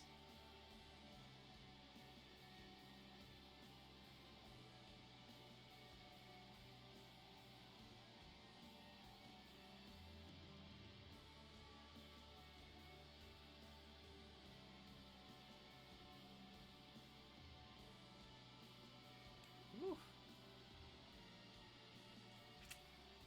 Yeah, I don't know if that's really working. Good luck, thank you. Though this does give me another idea. So you can sort of see the yellow coming out of that lavender color. Oh, God. Oh. Trying to communicate fine detail on this low-res camera. But I've come up with another idea. I'm going to try to duplicate that on the other shoulder, or the other forearm. But then, he's also got a lot of little plates. There we go.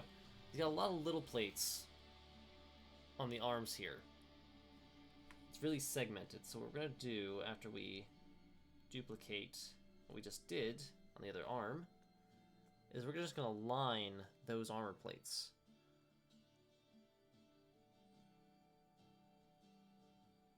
And I think that'll look pretty cool.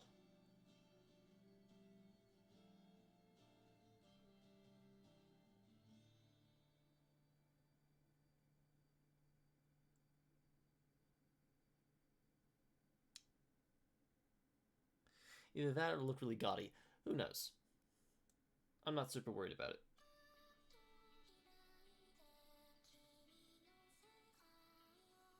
Alright, here we go. Whoa. Whoop. Already messed it up a little bit.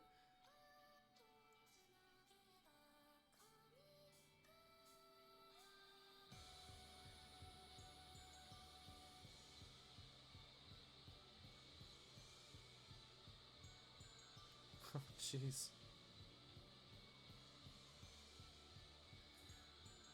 with them having more trouble controlling this tiny detail brush than I was with the larger brush.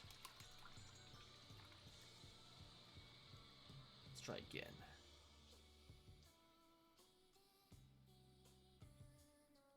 Okay.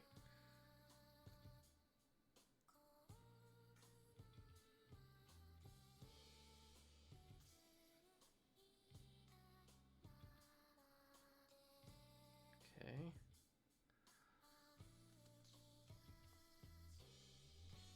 It's a little messy, but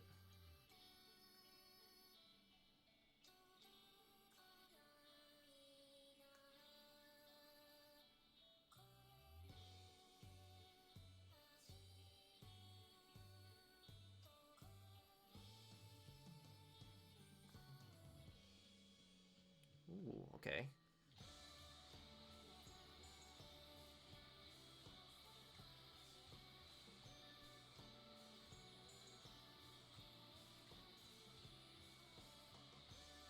Actually looks a lot better on the right arm.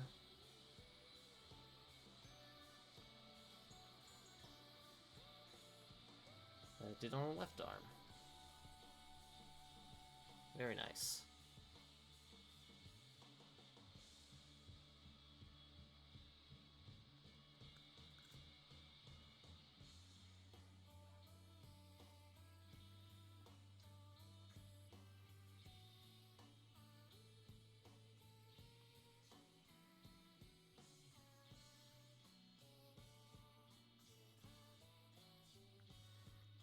Okay.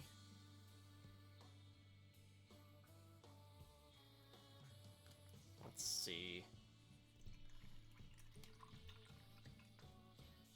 The ochre on the armor is actually a really good idea. Really breaks up the plain lavender color quite well.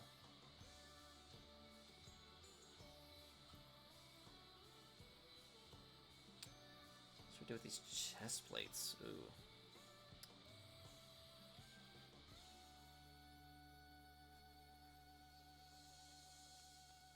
Ah.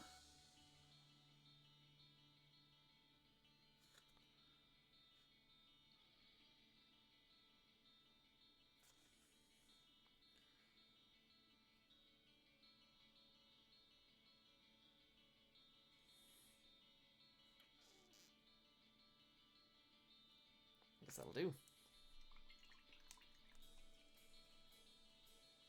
Ah, it needs a little bit more. Hold on. Needs a bit more.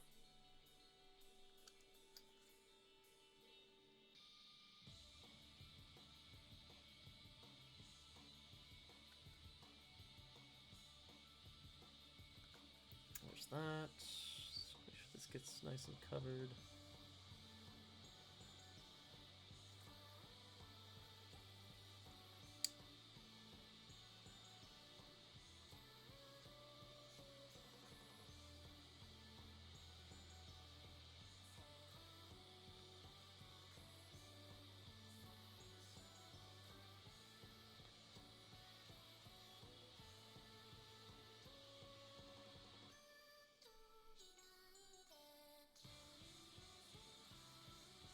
Oh.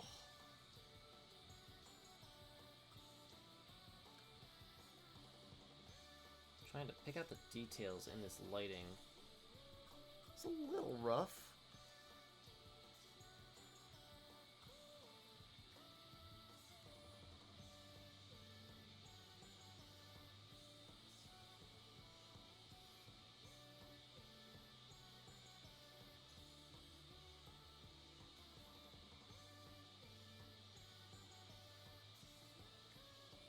Okay. Looks a little bit better. Tiny bit better.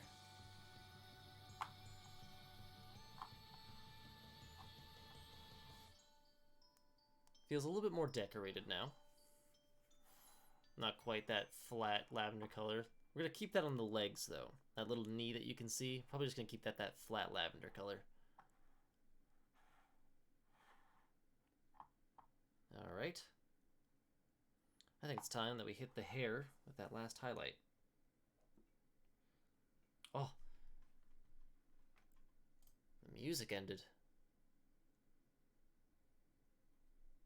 Thank you, Asha. I really hope, like, once I go back and I, like, get pictures that are, like, actually close up and focused on the mini, that it still looks okay.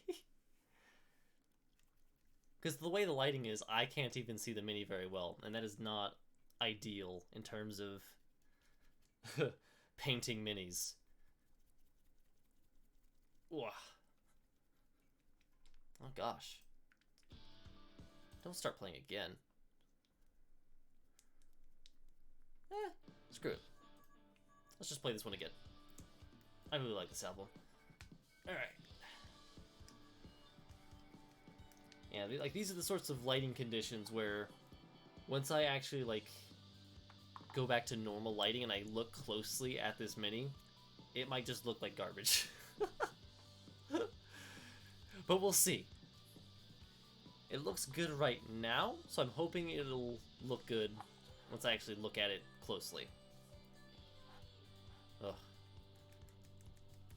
Alright, let's get this color ready. Sycorax Bronze, my favorite metallic color. Slap, slap, slap, slap, slap.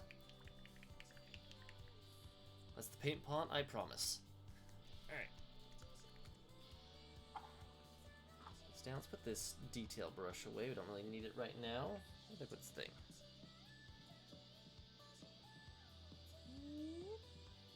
Go.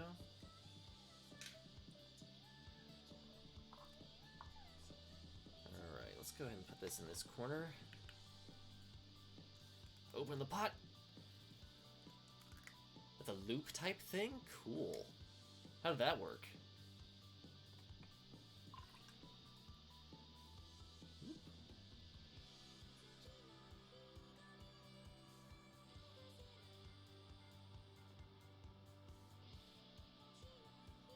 Go. A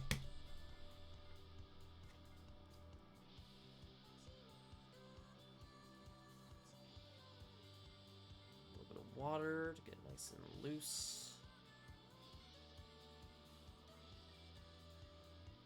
Okay. Some of your house seems so familiar. Yeah, that's so strange. What's the deal with that? It's okay, got annoying sometimes. I bet. Like, painting, I can't imagine painting with anything other than a paintbrush, honestly. Also, welcome, Despy.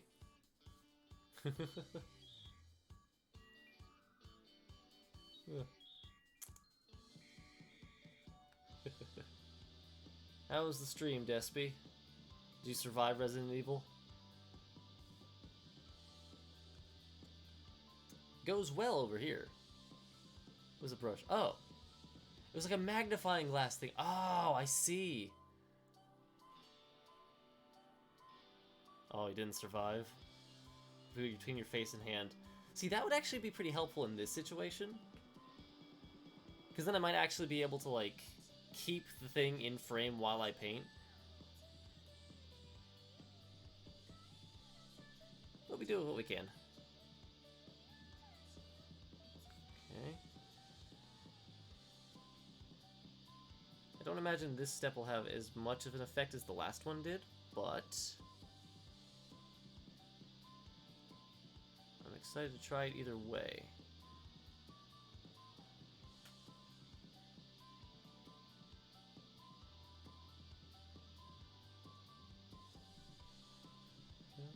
Thinking rail shooting segment. Oh no, with El Gigante. Oh, that sucks. Doing fine. Thank you, Asha. I appreciate that.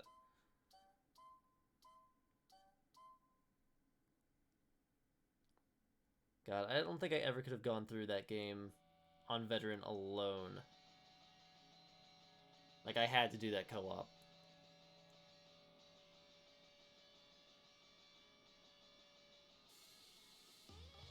Okay.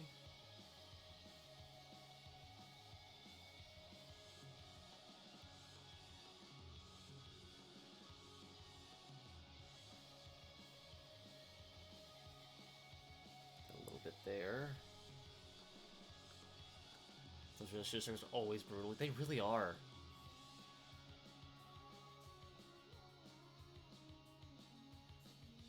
It's like, haha, you can't escape now.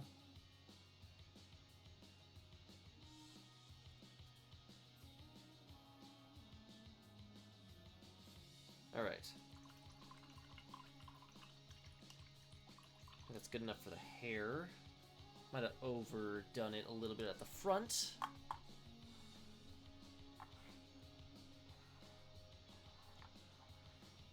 That's good enough, I think.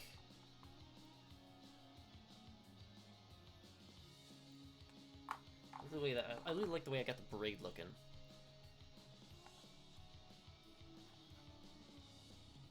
Though I will say that my source of light, like in terms of how things are highlighted, is not consistent on this mini. That's fine. What to do next? Oh yeah, I wanted to highlight his little hair ties. Whoa. So Despy, were you playing as Chris or Sheva?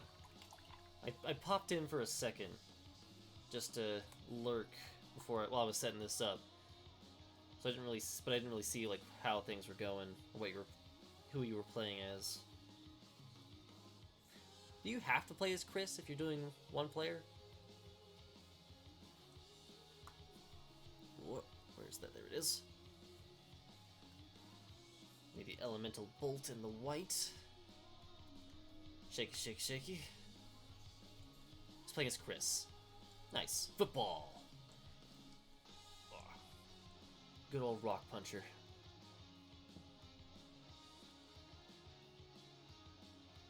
Drop a little bit of that there.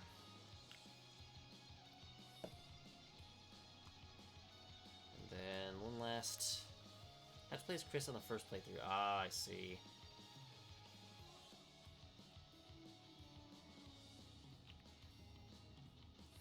I will forever be a Sheva maid myself.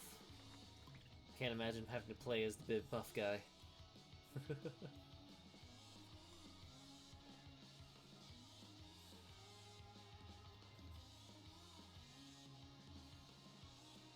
Go, nice and minty.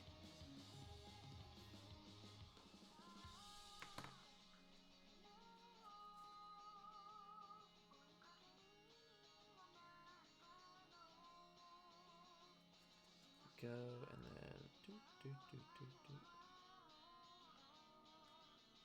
a little overboard in that. That's fine. All right.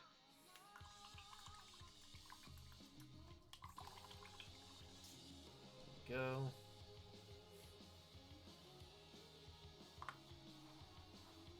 That pops a little bit more now. I was hoping we coughed. Nice.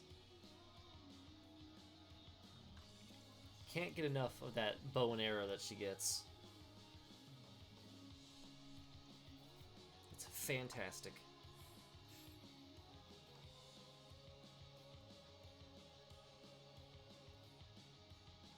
I think this guy is just about done. This is kind of blasphemy, but I'm not going to paint the base for now. I might do that later. Who knows? But now all let's do is the face and the sword. I think what we're going to do with the sword is we're going to paint it black. Blasphemy! And then we're going to grab the edge with like a... probably white, honestly. We can mix some gray, but... eh.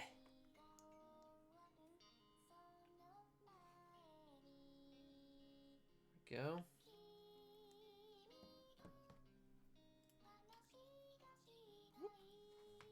But I would normally paint a sword black initially just to prime it for a metallic color, but I don't want to use the metallic colors I have here because I'm already using them on the hair, and I think that'd be a little bit weird.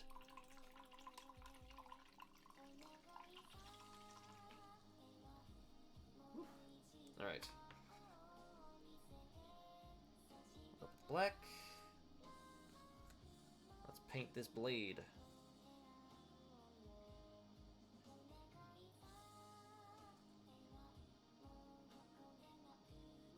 Also, I had to like bend this blade for weeks to get it to stay straight. That's another sort of downside of these pre-primed D&D minis.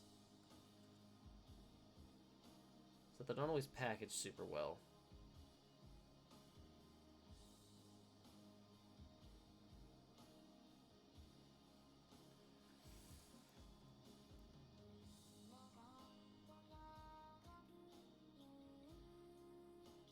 Oopsie.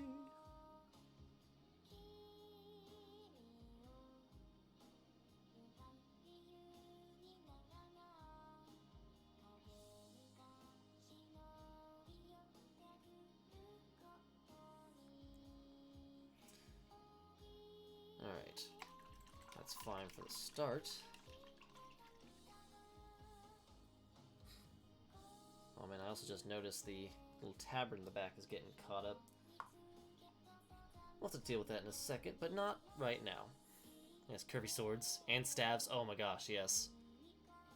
Some of the ones that I bought, like the swords are like hoops. They're like U-shaped.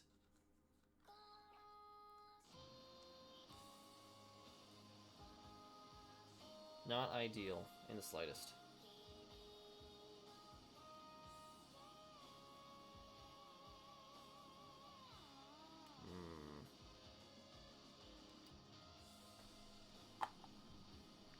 Grabbing some orange out. I'm gonna clean up the tabard here on the front.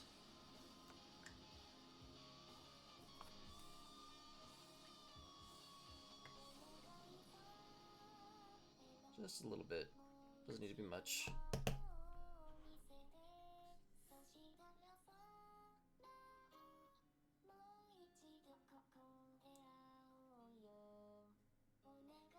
we go. Let's try not to hit the blade of the sword, shall we? I just immediately hit the blade of the sword. Fantastic.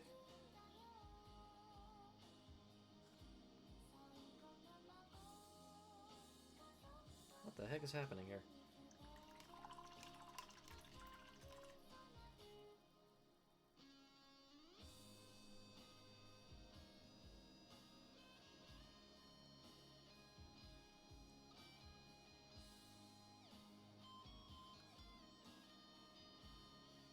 Oh, jeez.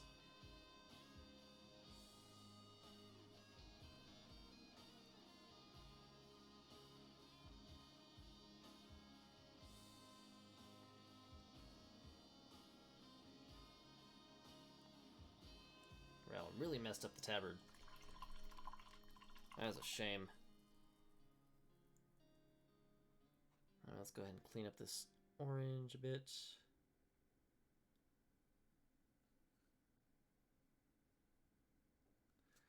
Don't need no orange on this blade. Eh. Okay. Now, let's see. We need the original metallic color here. The darker bronze. What is this called again? Warplock Bronze.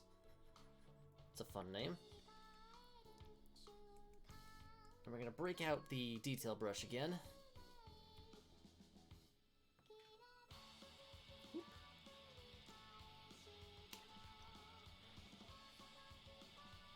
That all primed. Alright.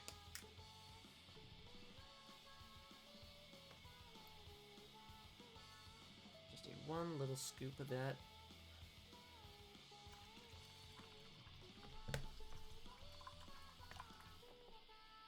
Go. Tiny little dot of water on the brush here. I'm gonna actually need to. There we go. I don't remember what channel I learned this from, but there's a mini painter who had this strategy for thinning paints that works amazingly well. Basically, when you're trying to thin a bit of paint, and you're not sure how much water you need to use, what you can do is just dip, just like barely dip the tip of your brush into the water, like only halfway up, just for a second. And that's like the perfect amount of water to thin your paints to the perfect consistency for 2 thin coats. Alright, here we go. Eyebrows and then goatee.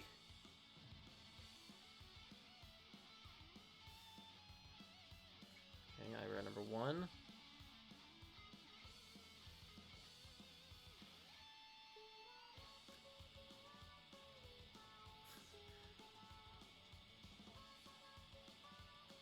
Eyebrow number 2, and I hit his nose a little bit. That's not great. See if we can't clean that off real quick. Oh no, it doesn't want to come off.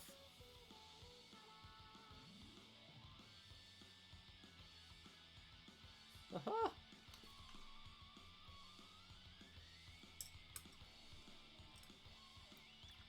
Something looks like a goof.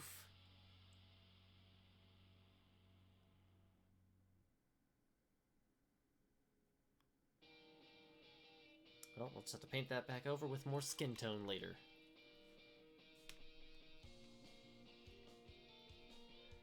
Right now, we gotta focus on that goatee.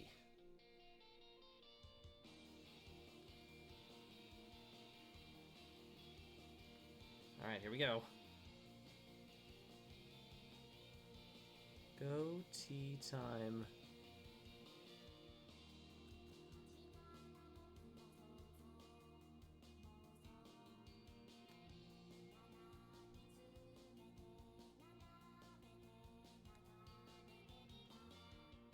Jeez.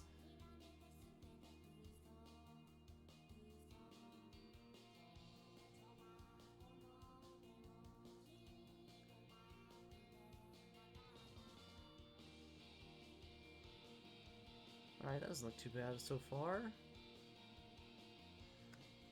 See if I can avoid messing it up.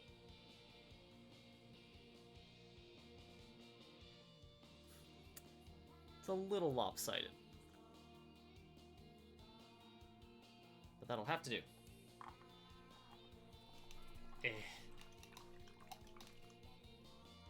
After school tea time? Oh. Fwa-fwa time. Oh.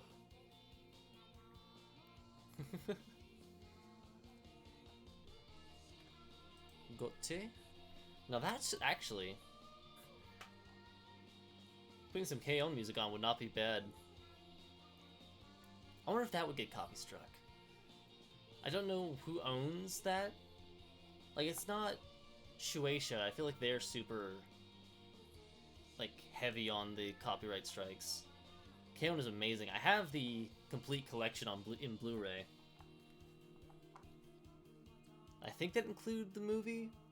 I can't quite remember. Never actually opened it. It's just sitting on my shelf. K-On! Was one of those early anime for me. So it has a special place in my heart. Alright, I'm gonna try to hit his eyes. And I said this before, but eyes are a weakness of mine. Strong, strong weakness. As oxymoronic as that is to say.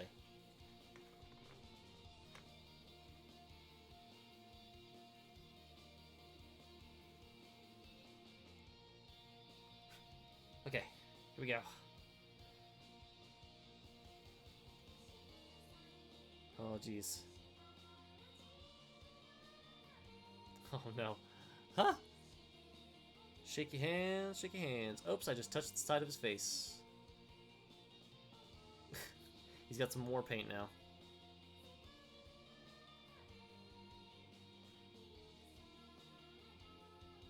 He just painted over one of his eyebrows. This looks terrible. Oh my god.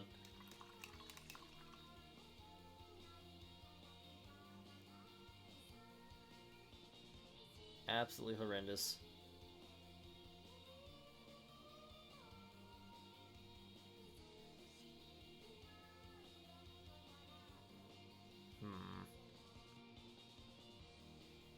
Well, as long as part of it's there.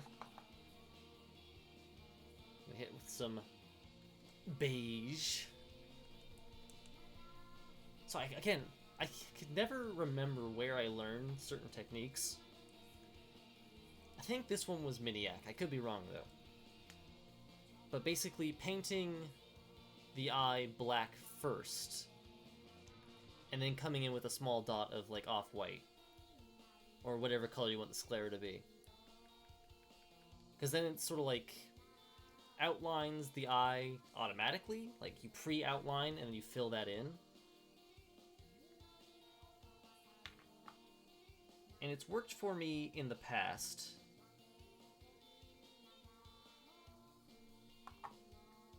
No, it doesn't usually work well for me. So let me thin this white out real quick.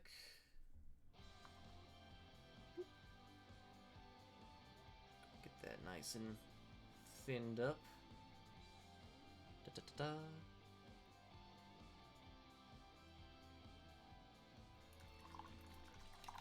Cream the brush.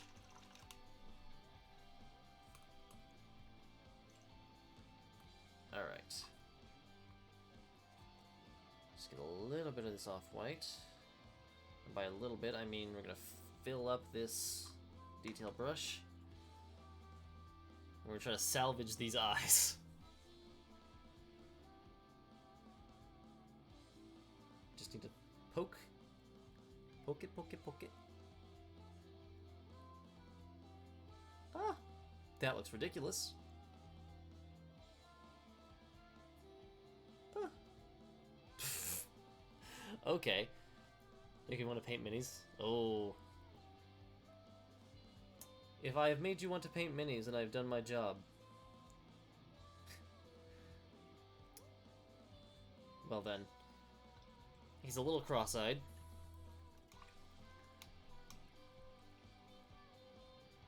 Alright, you know what we're gonna do? We're gonna make this guy's eyes orange. He's gonna have bright orange eyes. That'll tie in with the cloak here, or his dress, or whatever it is. Alright,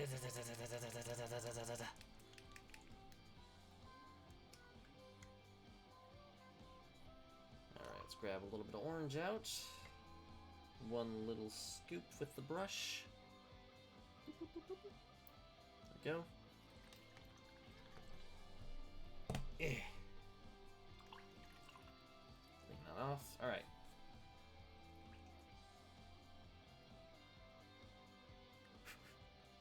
Those eyes probably aren't even close to dry yet. That's fine. We're going in anyways. It's already scuffed. We don't need to worry about messing anything up anymore.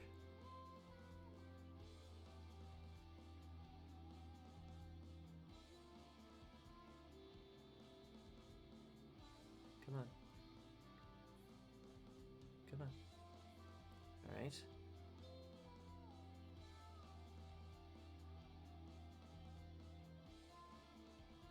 Oh, jeez. It looks a little rough. But ideally, what we'll be able to do next is clean it up with some additional skin tone. What I might need to do, actually, is clear out the palette one more time. Hopefully not get too much more paint on my fingers.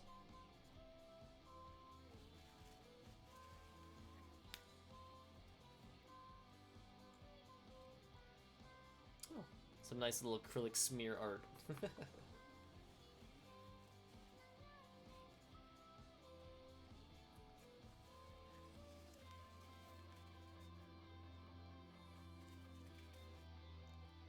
sure we get all that wet paint out of there.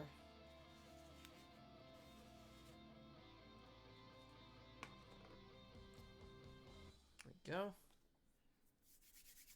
Alright. So our skin tone was... Where did I put the off-white? Am I crazy? Ah, there it is. Off-white, ochre, and corn red. So we're gonna try to hit it with the base tone again, and then we're gonna try to highlight the skin tone.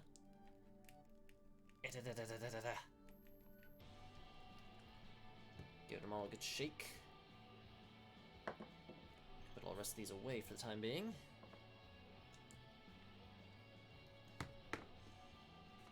Okay. So again, I don't think you can see his face super well, but it is a mess right now.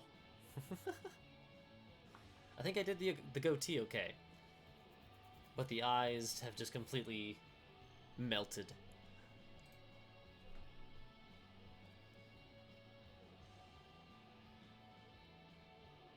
Okay, there's the off-white, the ochre,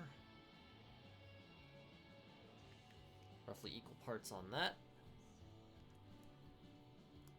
And we'll get some of this corn red in there. Not too much, just enough to give it kind of a lively tone. Again, I prefer like a lighter red, like a scarlet for skin tone. But we work with what we have.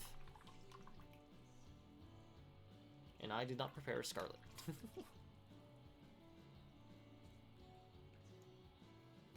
Alright, get some of that liquid on there. Let's start mixing these up. Some more red in there. Ooh, a little bit purple. Don't want that. His skin is not purple. There we go. Get a little more ochre in there. That's coming together kind of nicely. A little more ochre. Bring it down a little bit more.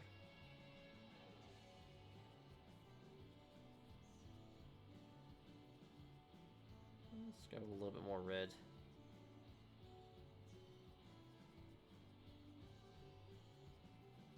Oops, might have messed it up. Hold up. Oh no.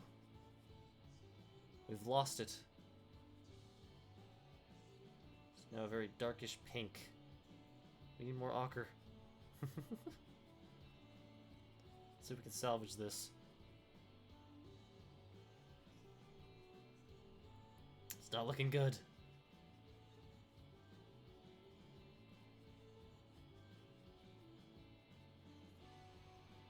Well, whatever it ends up looking like, we'll just work with it.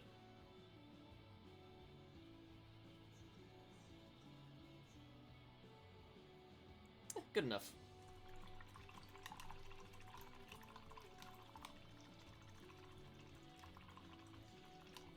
We'll have to remix to bring the tone back up anyways. Ugh. Looks kind of like a sickly yellow now. Oh well.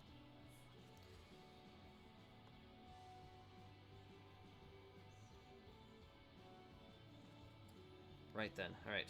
Start with the nose here.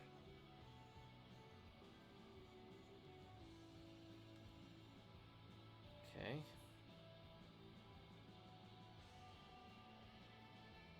Sides of the face too. Get rid of that unsightly blotch.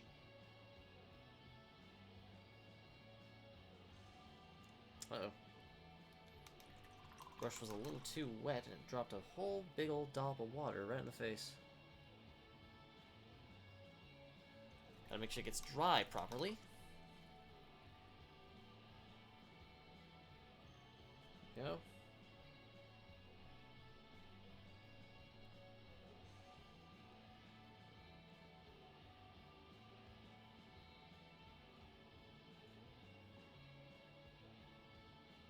Nose still needs a little bit of recovery work.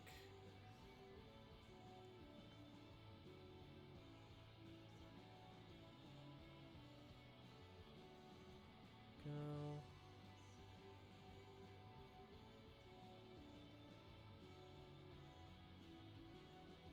Jeez. He's got some beady little eyes, that's for sure.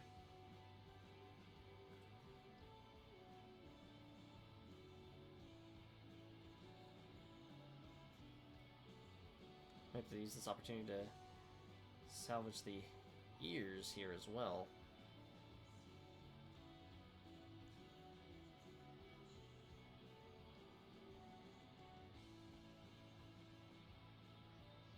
Good enough. That's fine as it is. Oops.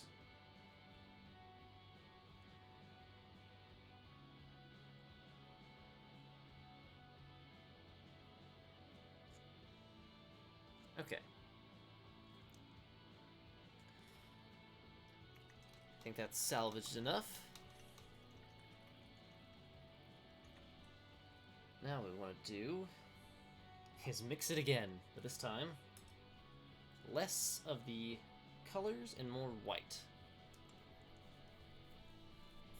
Oh noes, indeed.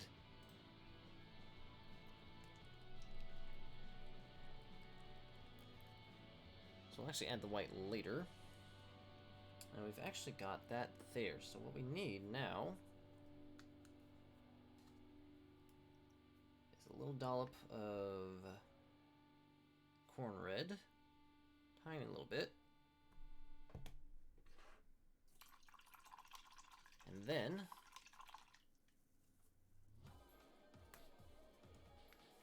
a fairly large dollop of white. There we go. So that's what we're working with now. We're gonna use the remaining ochre from the previous thing, and we're gonna mix it and get this little triad here.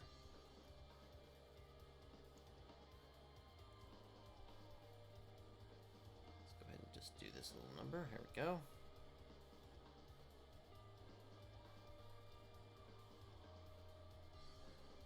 Okay.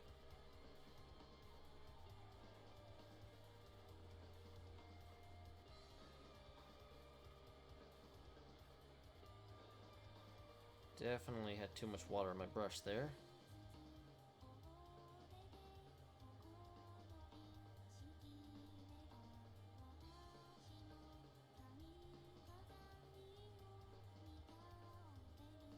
There we go.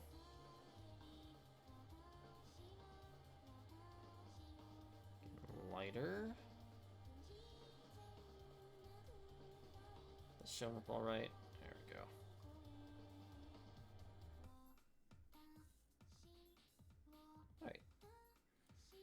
And that looks like a good highlight.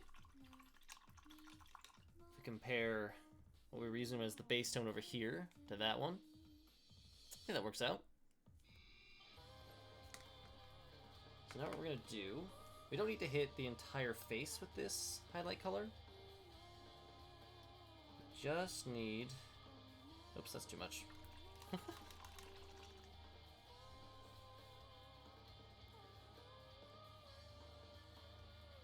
To hit some highlight spots. So the cheeks,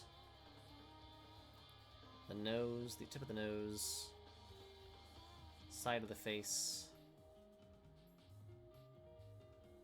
There we go.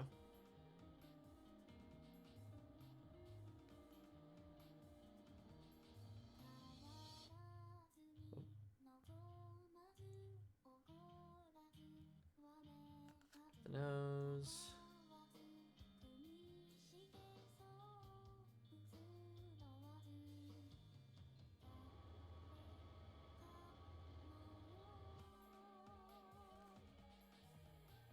Go at the tips of the ears, ideally. Go. Go.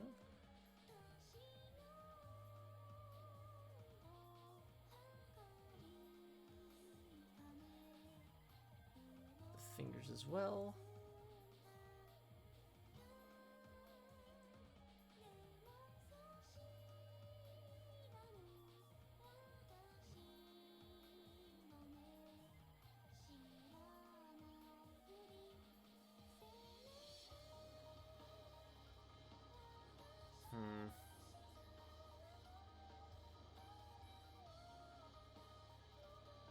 A little rough, perhaps, but it's good enough for me. Again, I don't think you'll be able to see this super well. Yeah, that's pretty much impossible to see. Oh well. That's fine.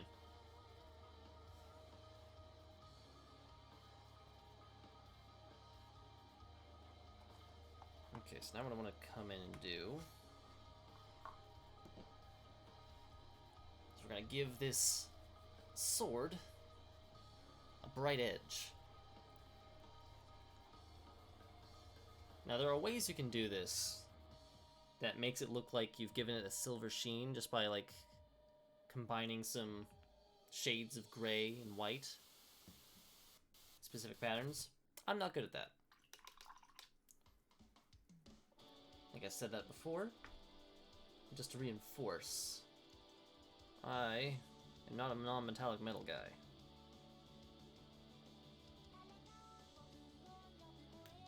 So what we're gonna do is we're just gonna paint a gross little line of white on the blade of this sword.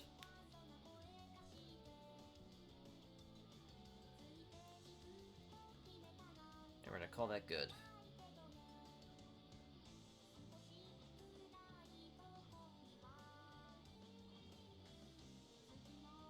Jeez.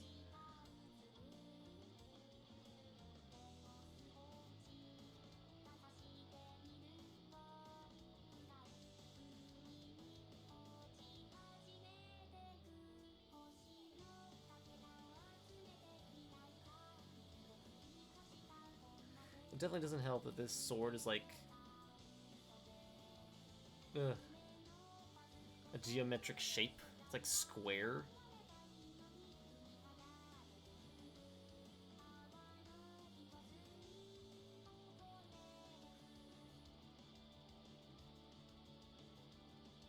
So I can't just like drag my brush along the edge. I have to full on paint one side of it.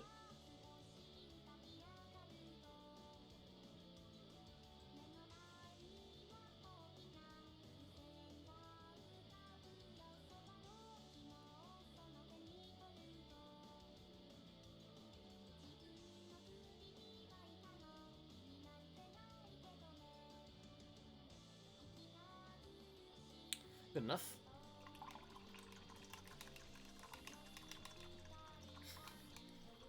Looks kind of awful, but hey, whatever.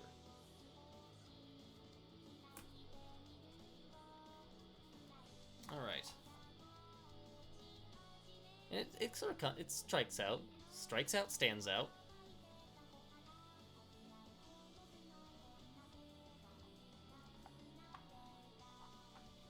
Not bad, not bad, not bad. I'm pretty happy with this so far. We could definitely do more. Like, we could highlight the, all the yellow bits, and that would make them stand out even more. Okay, yeah, I want to do that. I said it, and suddenly I really want to do it.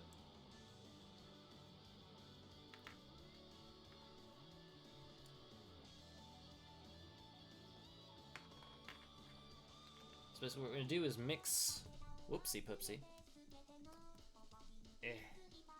We're going to mix white with the ochre, and hopefully make a light ochre, a really bright ochre. I'll make sure I get this water right. There we go.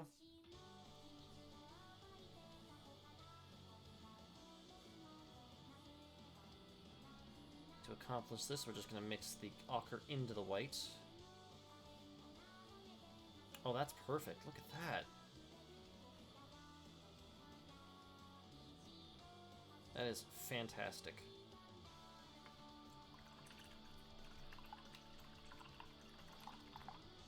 It might be a bit too harsh, but we're going to do it anyways.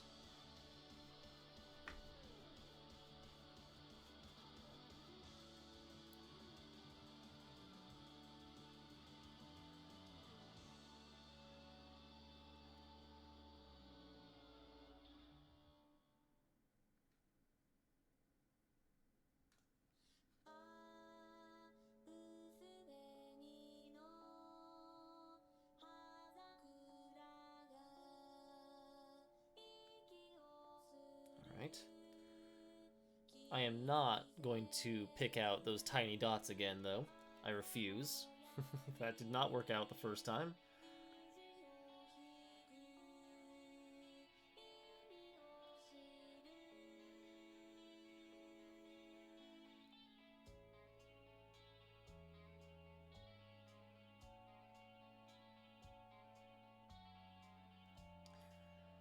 Also, I'm realizing that I used the detail brush when I did this the first time. And I am currently using the regular brush, which is dangerous.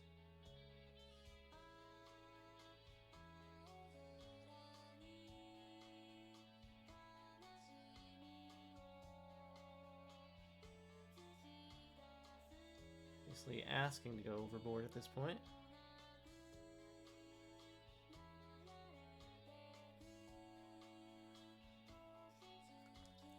Let's hit this little bit here on the chest.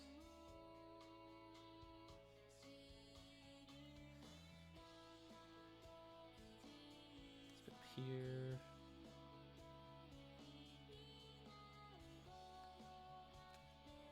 Yeah, screw it, let's do this.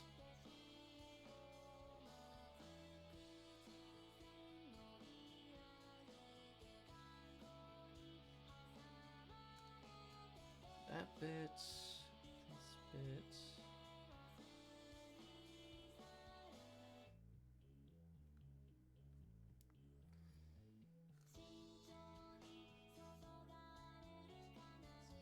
A little bit more liquid. All right.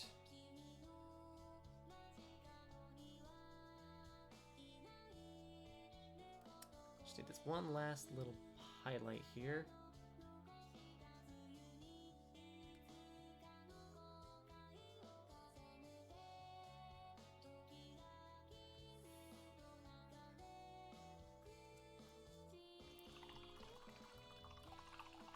Alright, and one more thing that I want to do. The last thing that I'm going to do. Okay, those little, the highlights on the arms stand out a little bit better. But the last thing we're going to do for this guy. We need one more tiny dollop of white. Itty bitty teeny weeny.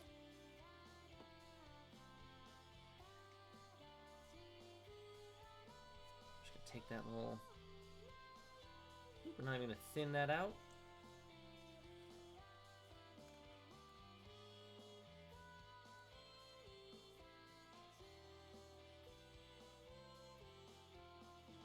Go. Can you see it on the camera?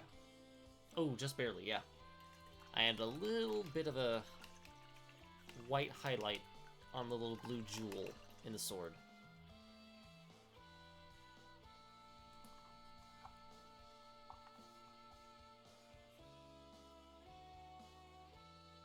Alright, I am satisfied with this. It's a little lackluster. Color-wise, it is all over the place. But I like it. I enjoy it. I definitely should have made the armor a color that contrasted with the... whatchamacallit, this thing, fur coat.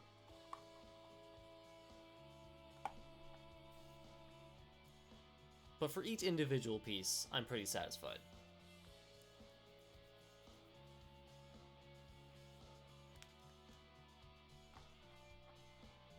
And I'll have to put those... I'll post a picture of this on Twitter after this stream is over. Ugh. Ugh. Hopefully it'll look as good as I think it does in this moment. We can set this little dude aside.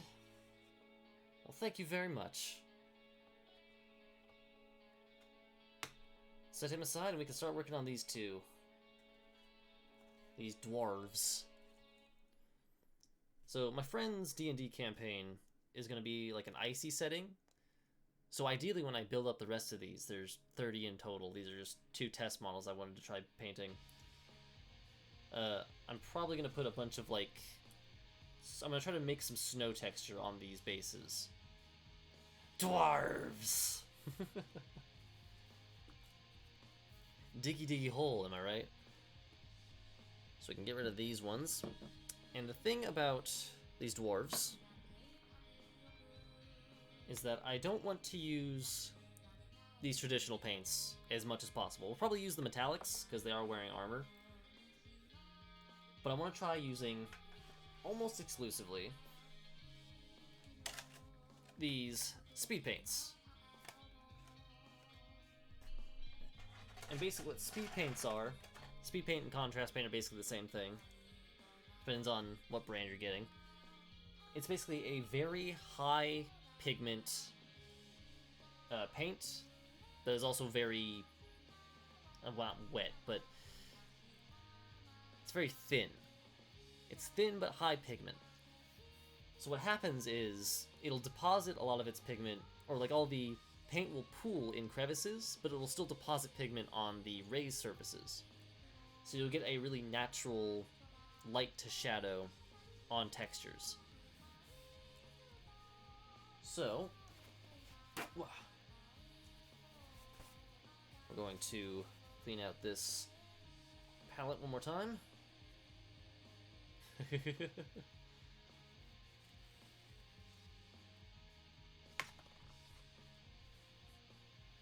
Diggy diggy hole, diggy diggy hole.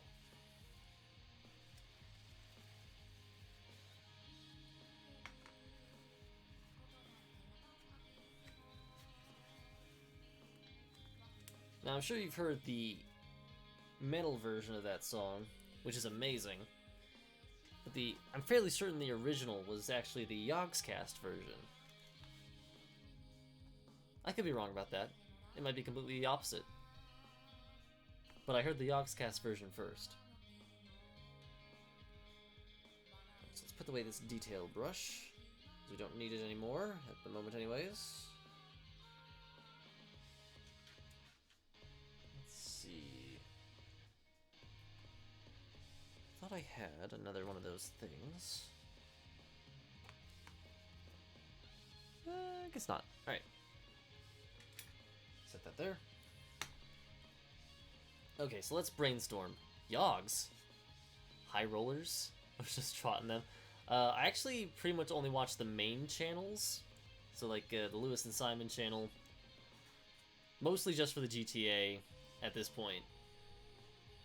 GTA Troubles in Terrorstown. Hilarious. But I've also been watching Pedguin and Duncan. Because they do like the Dread Hunger videos. And those are surprisingly fun with all the people they get in there. Alright. Yeah, like I was actively watching like all their Minecraft stuff, all of the and pretty much all the other stuff like Martin, Panda, Nalzy, when they came out with that song.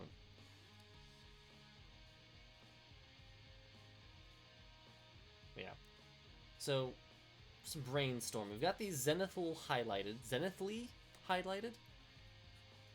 Don't know what that is. I watch Trot sometimes. High rollers, very nice. Yeah, it's a bit old school. That's like between 5 and 10 years ago. Ooh. So yeah, what do we want to do with these guys' armor? We have this entire range of paints to work with. It even came with its own little brush, which is fantastic. So let's actually get these out and start looking at him.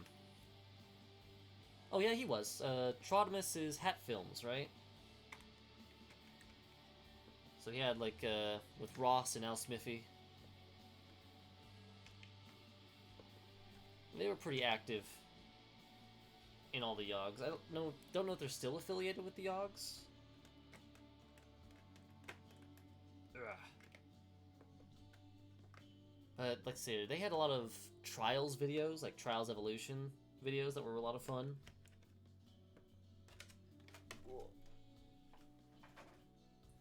And their bit and all like the narrative Minecraft stuff was super cool too. Like the semi-narrative stuff. Okay. Let's see what we have to work with here. Oh, so one thing I love about these pots specifically,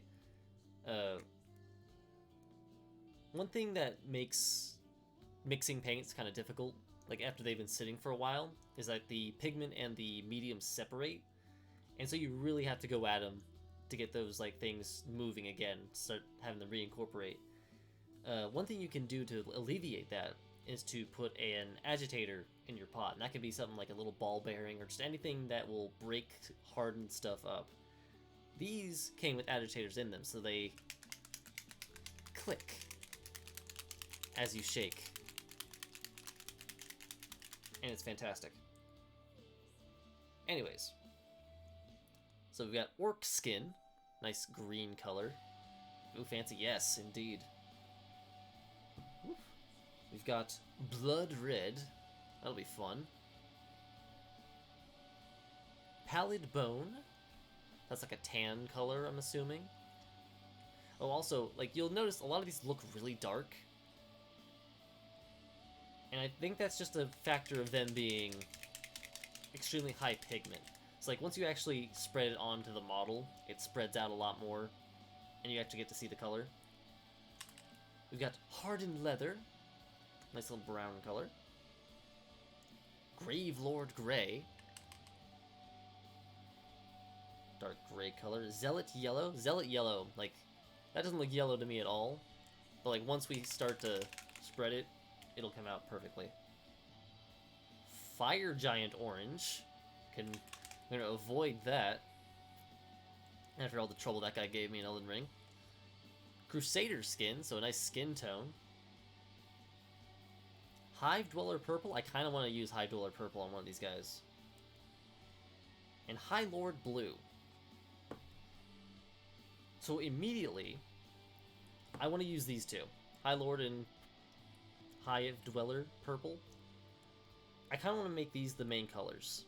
And I think what I want to do is like make one of them primarily purple, one of them primarily blue, and then use the opposite colors. So the one that's primarily purple, I want to use blue for its other details.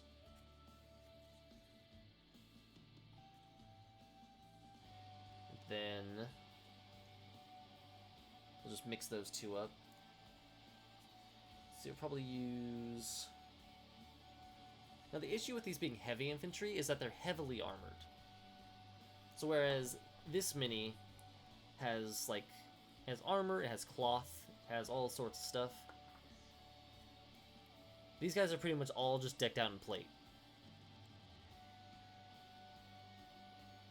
So there's a few options, like there's a little bit line of what could be chainmail underneath this guy's skirt.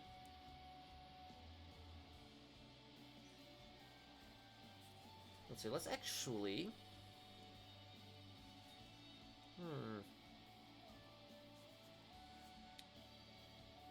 Yeah, let's go with that. I think we're going to start with the faces, though, and for that we're going to just use... Where is it? No, here's what we're going to do. Let's do a hardened leather face and a Crusader Skin face. So one dark skin, one light skin.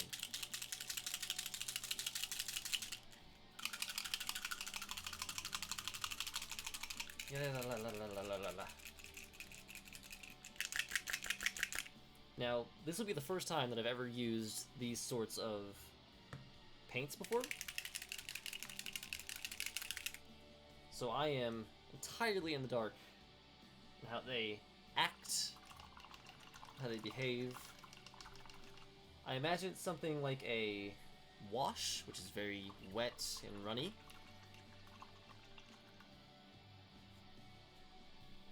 Oh my gosh, this brush is extremely stiff.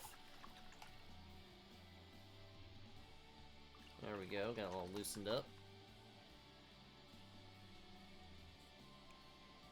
Go. And as far as I know, I won't have to, like,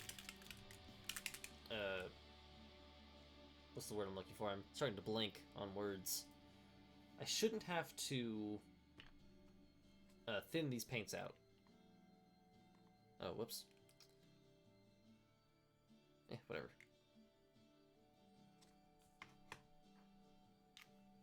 So let's try this out. This one is the Crusader Skin. You can see in the pot, it looks very dark. So let's see how it actually looks on the model. Which one should be the lighter skin model? Let's make this guy the darker skin model. We'll make this guy the lighter skin model.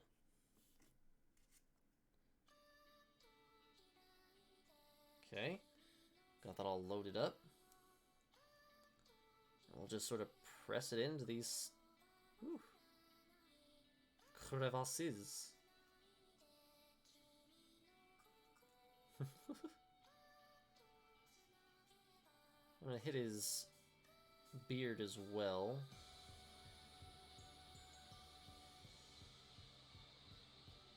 Alright. So right now, everything about him is covered in this paint. So what I'm going to do is clean out my brush, and I'm just going to try to go in there and soak some of this back up.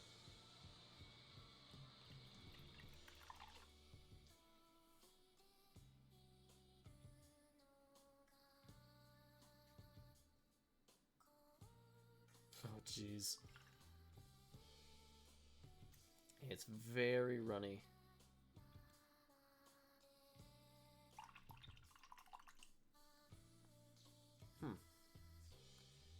Perhaps I'm not using it correctly, because it is, I don't know if you can see, it is running all over the place. One thing they do suggest is when you first shake it, I'm gonna plop a little out, shake it again, and then go in.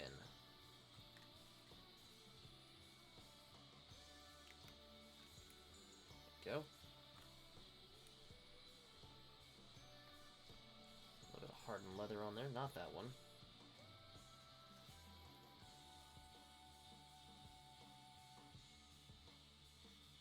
So I think I had too much on the brush for what I was trying to do.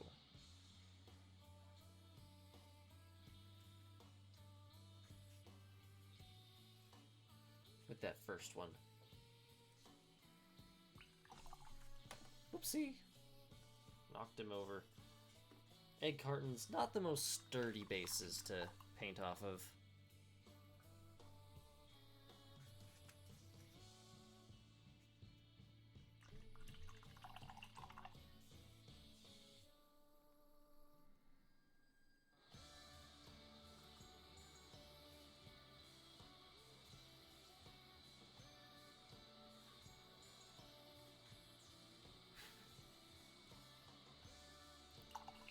Alright, let this guy sit for a bit. This one worked a little bit better.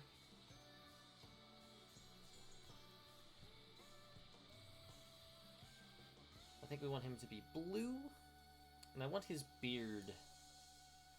I said I was going to avoid the orange, but I want him to have a real ginger beard.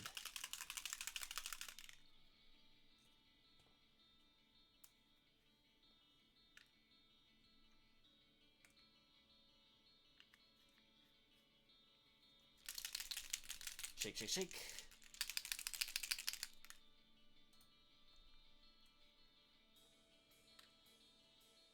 Okay. Let's get these out of the way. Whoopsie.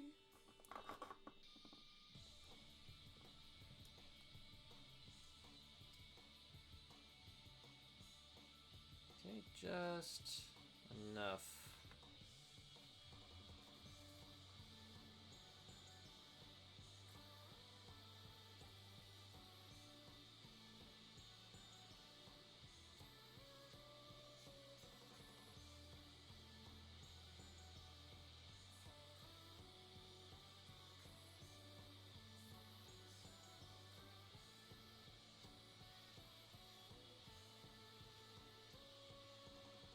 Okay.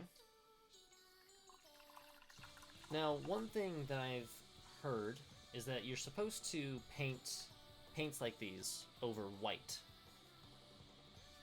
So what I really should have done when I primed these guys was I should have gone really heavy on the white zenithal highlight. Like, most of it should have been white, with only a few dark spots. So, like, this little bit here on this guy is going to look kind of weak compared to, like, the brighter spots, most likely. But that's okay. This is a learning experience, an experiment. Alright, so we've got his face all good. Let's go ahead and paint all of his armor blue.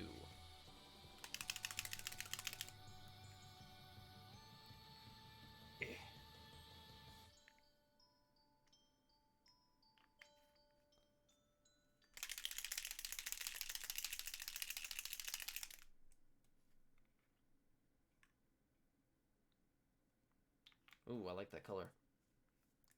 That's a nice blue color. Oh, music's gone again. Let's see, what else is there?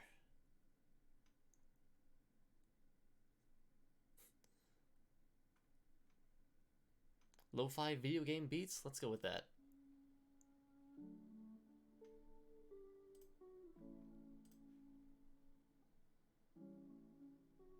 Interesting.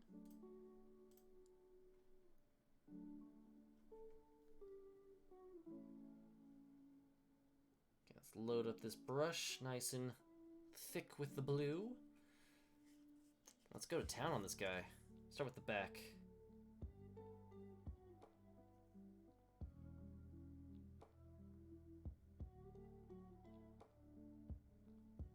And the biggest appeal of contrast paints and speed paints is that they're fast. You don't have to like be super careful. I mean, you still have to be careful, but for the most part you can just load up your brush and go to town.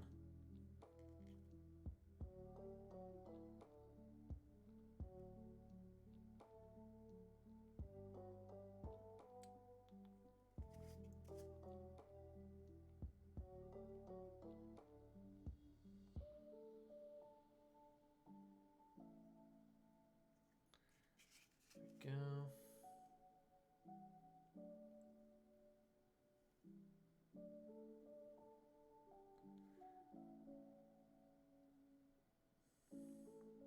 Okay.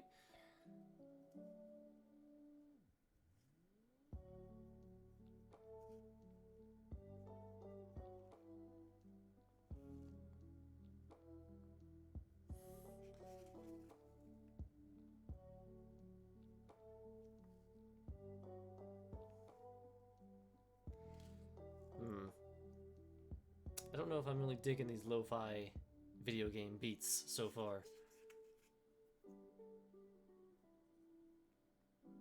Might have to switch it if the next song isn't a bit more interesting.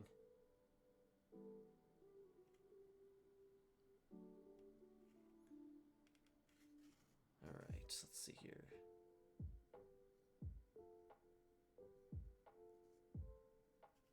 Is this just more Pokemon music?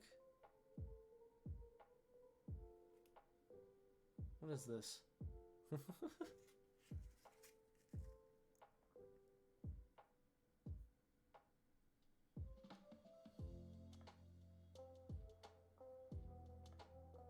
No, this is Sonic.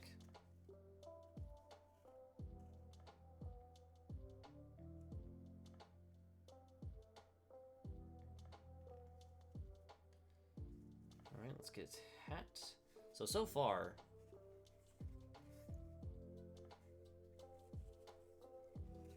I'm kind of digging it.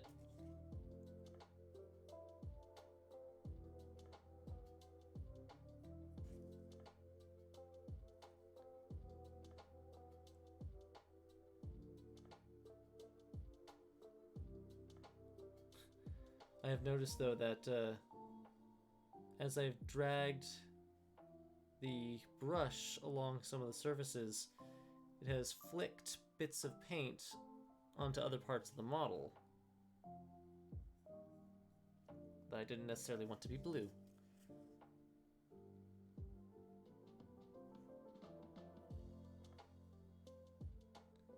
Let's go ahead and probably fix that at some point.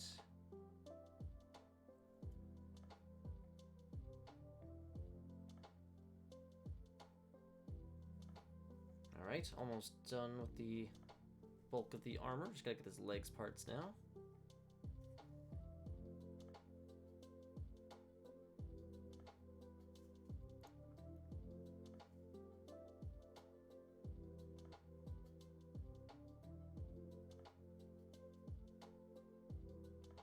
Alright.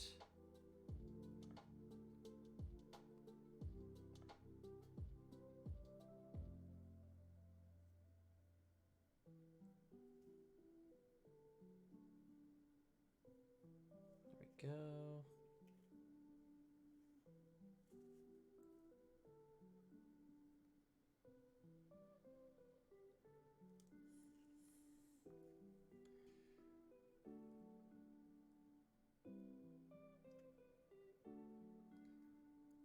Now that is interesting.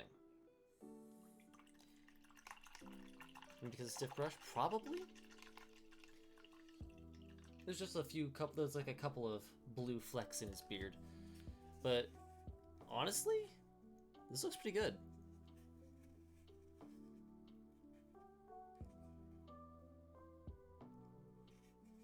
Like I don't know if you can see the contrast, like just between that top bit there and this bottom bit here. Yeah, that's all just one color. And that's just the effect of the highlight, like the zenithal highlight, spraying it with white from above. And now you can really see the orange in the beard too. I kind of want to go back with that orange and see if I can get that again. Shore that up a little bit.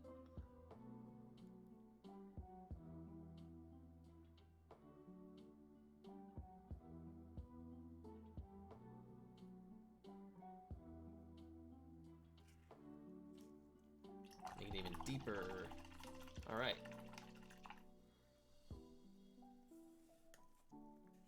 So I got all this blue armor painted. Now, what other things do we want to do here? I guess we could probably paint the shield mostly brown, because it's a wooden shield. But, at the same time, that could be painted, right? So, should we do... I think we're going to put that yellow. So we'll put brown on the back. Do we only have hardened leather? Is that the only brown we have? Yeah. It's a little strange, but...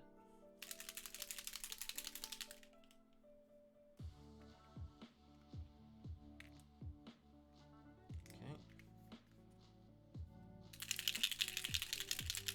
Da-da-da-da-da.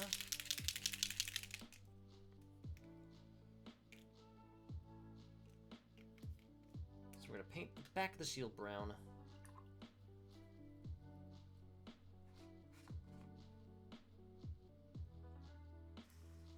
Try not to get it on any of the blue armor.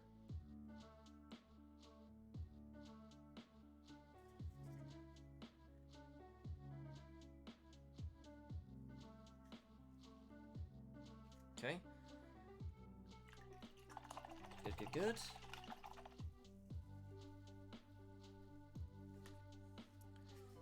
Now, I think what we're gonna do is, for all these like raised bits on the shield, we're gonna paint those just gray, Ravelor gray. Hopefully that'll come out pretty nice. For the inside part, we're gonna paint it with the yellow color, the Zealot yellow, and we're also gonna hit the chainmail underneath the skirt with the gray. He's got a little knife back here. We'll also hit that with the gray, and on that note, I'm gonna hit the scabbard of the knife with the brown.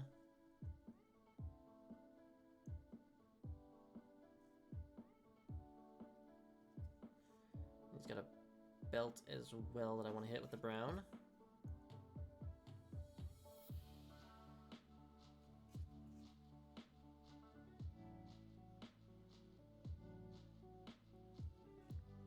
go. Ooh, also I should hit the handle of his hammer with the brown as well. Ooh, actually... No, let's hit it with brown.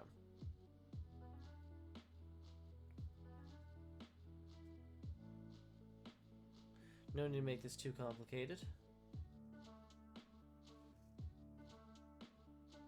After all, we're just testing out formulas for mass-produced dwarves.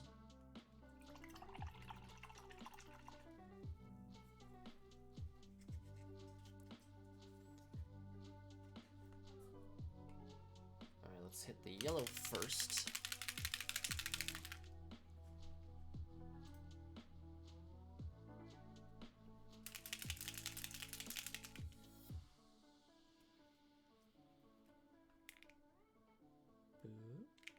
Come on.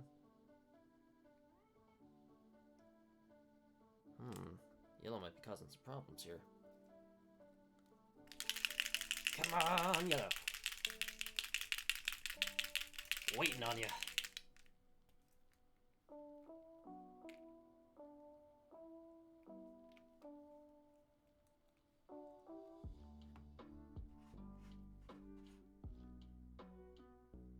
Okay.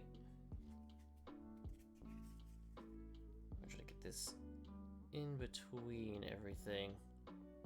It's probably not going to work that well, but...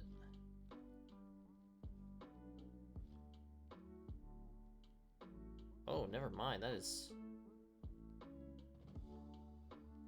kind of phenomenal.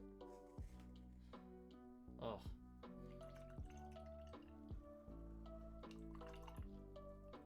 This isn't video game music.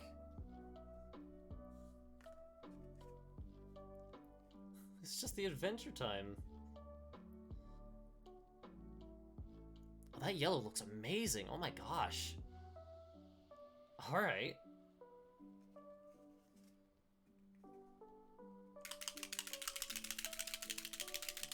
So already this playlist has lied to us.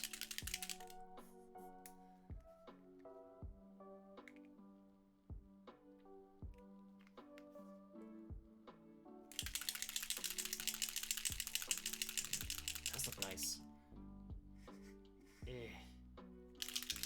Probably has something to do with it being contrasting with yellow, with blue, but I'll take that. All right, now we're gonna try to paint this gray, quote unquote,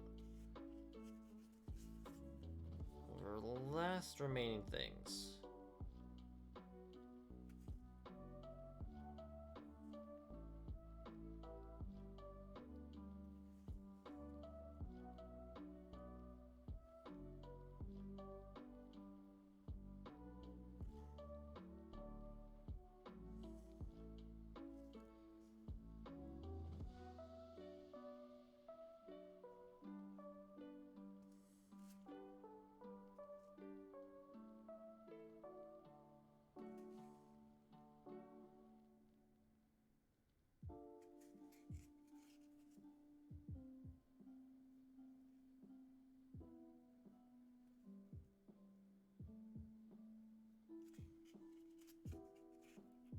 Oops.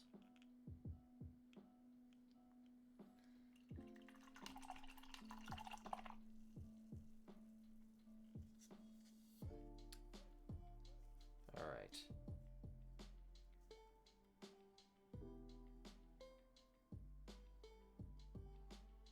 See how well this does on the shield.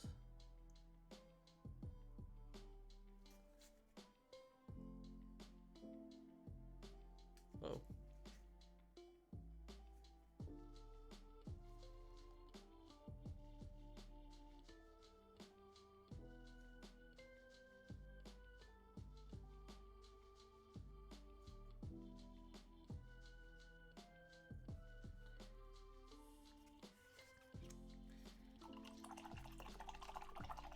Interesting.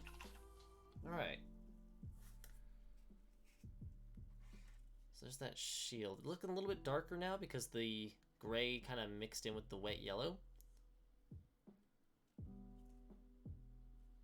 actually make that flow the other way? Oh, I can. Interesting.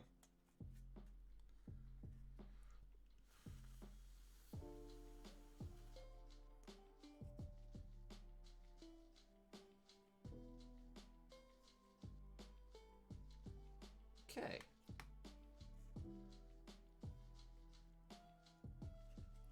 So overall, that was super quick. It's not super complicated, not very, like, not a super interesting color scheme. Certainly not as busy as our little elf lord over there. But for a group of, like, NPC soldiers, that's, like, perfect. That's exactly what we want.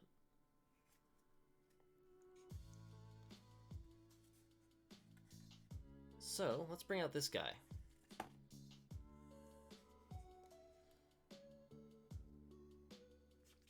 Let's see, what was I using for this one? It wasn't Zealot Yellow. It wasn't Hardened Leather, it was... What was the flesh tone? Yeah, this one's Crusader Skin. Crusader Skin.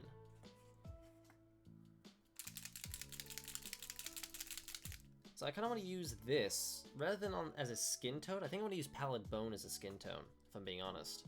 As a light skin tone. This actually might be a good leather color.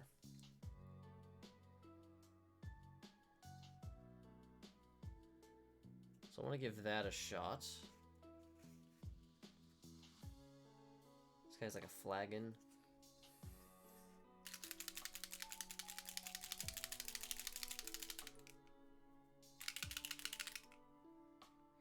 So let's do the purple first, just get the armor out of the way. See, okay, now I'm backtracking a bunch. Let's use Pallid Bone to paint his face.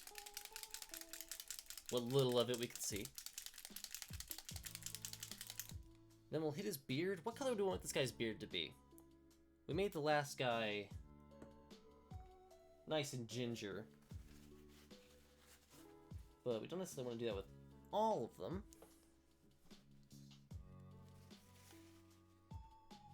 Let's go ahead and clean these paints out.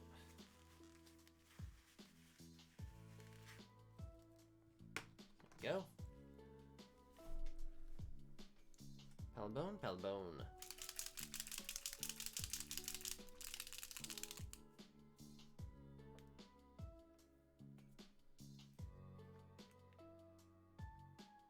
Okay.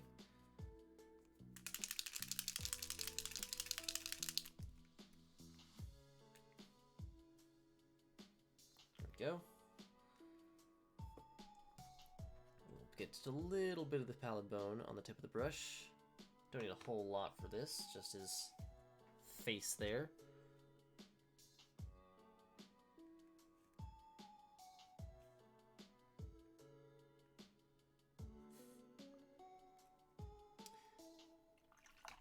This does seem to struggle a little bit with visors, like small spaces, but that's fine. Let's see here. We're having a man with purple armor. What's a good beard color for a man in purple?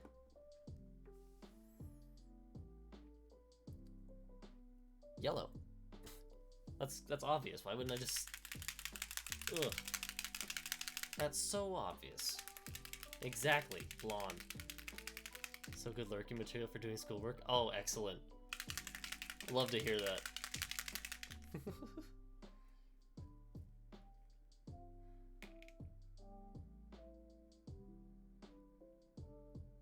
Interesting. Whoop, the yellow. You know what? I turned it in. Oh my gosh, congratulations, Lemon. Holy crap. Round of applause for you. Oh man. For real, that's so awesome. I'm proud of you, Lemon. You're free. At last.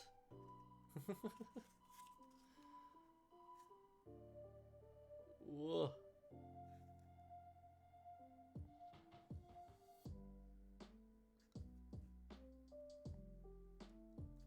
But yeah, for real though, you should be extremely proud of yourself.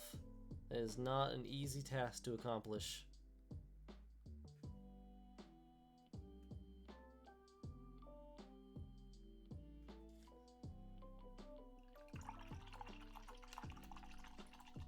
Okay. So we got the beards drying. Let's go ahead and add that purple. Got a few minis to paint myself. Never done it before, but from about a game that came with 6. Ooh, that's super cool. Yeah, I definitely recommend it. Mini painting is just one of those things that's relaxing. It's just a nice creative outlet, right?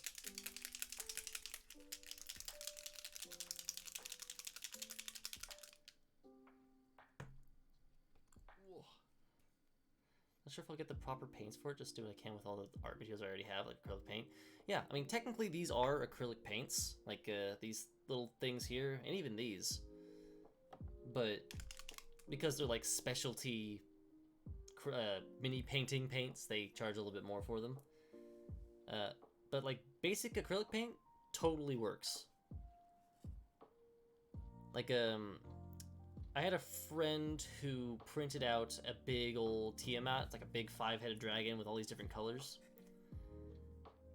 And for the most part, I used some like specialty paints, but I also brought in some like craft paint, like $2 craft paint from the department store, and it worked perfectly. It took a few more layers of paint, and it was a bit thicker, but it worked. Like, it's a functional thing.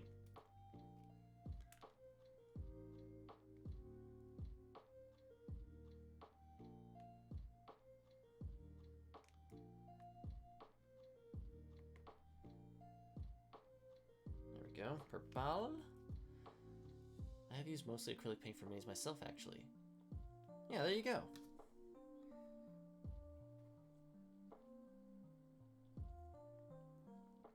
Whoa. I highly recommend it. Alright, purple's going on this guy. Let's see how well this works out.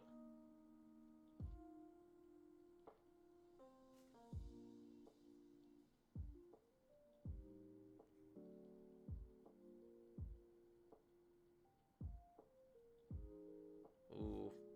Ooh. I'm doing a lot of acrylic paints. Nice. Half there already.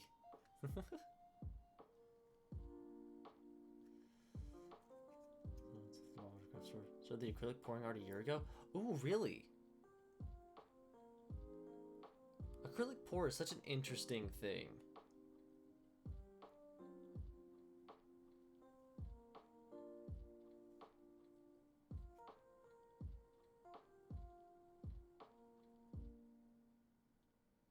Oh, this guy has some cloth.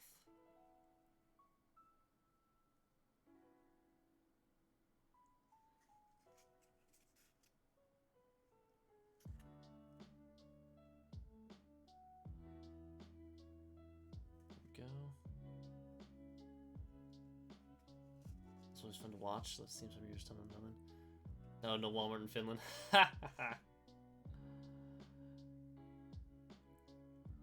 That is true. But I got a gift card to an art store. Oh, nice. Well, brushes are another thing. Like, it's nice to have, like, a high-quality specialty brush and all. But the craft store ones, like the little $5 packs that have, like, 30 brushes in them, totally cool.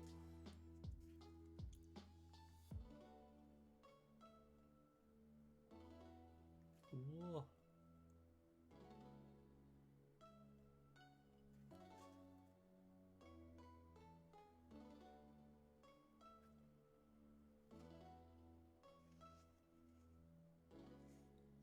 There we go.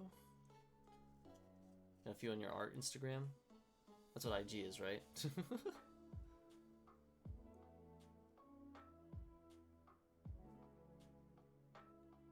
guy actually has a lot more going on with him than I expected.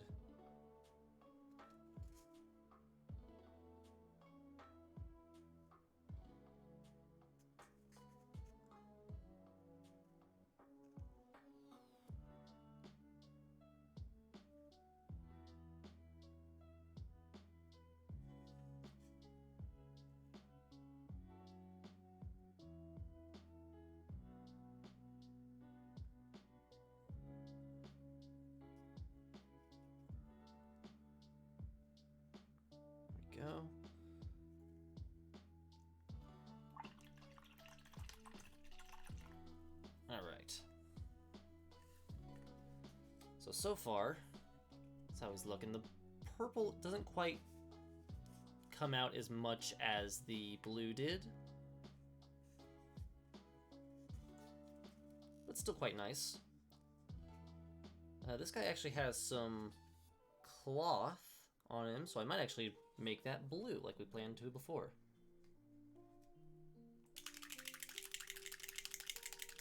I think it's fun, it's relaxing, yeah.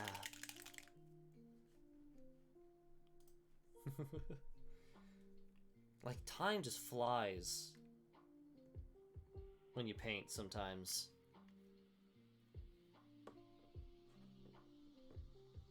Like, we're coming up on 4 hours that I've been doing this, and it barely feels like I've been doing anything. It's fantastic.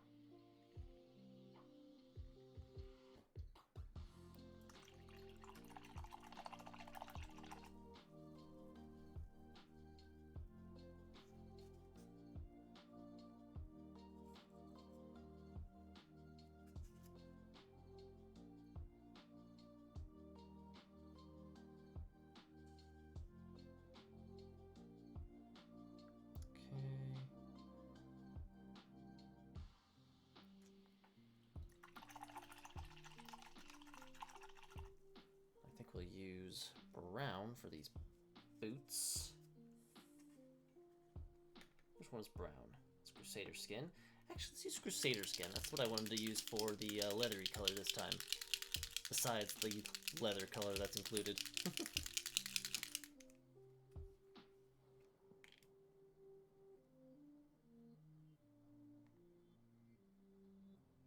There we go.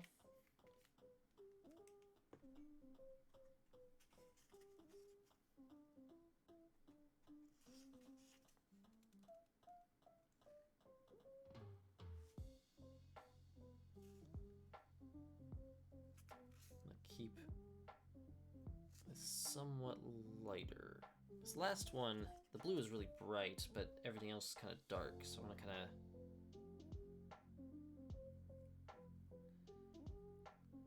hit this guy.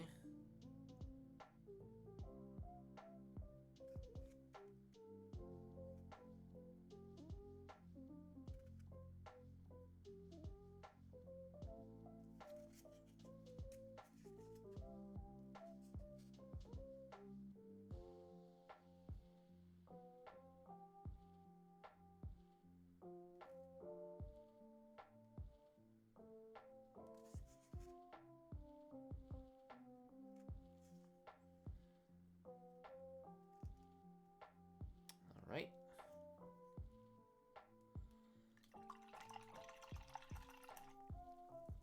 There we go. Let's see.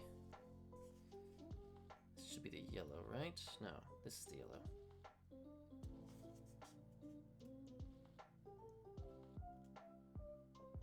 Hit this little flask thing.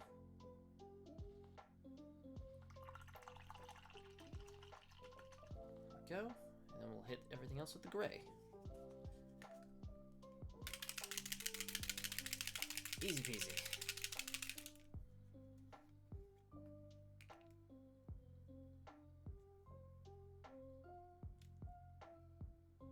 There we go.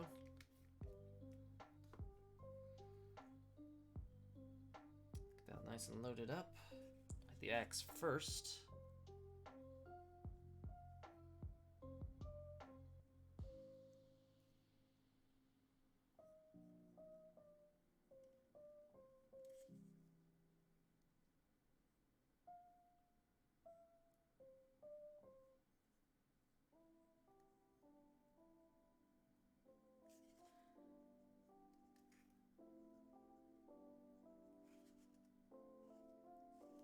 Go.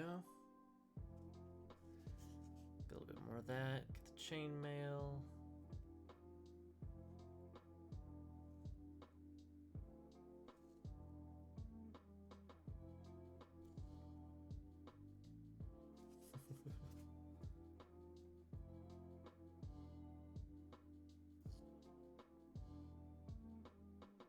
Go hit this hilt on his knife here.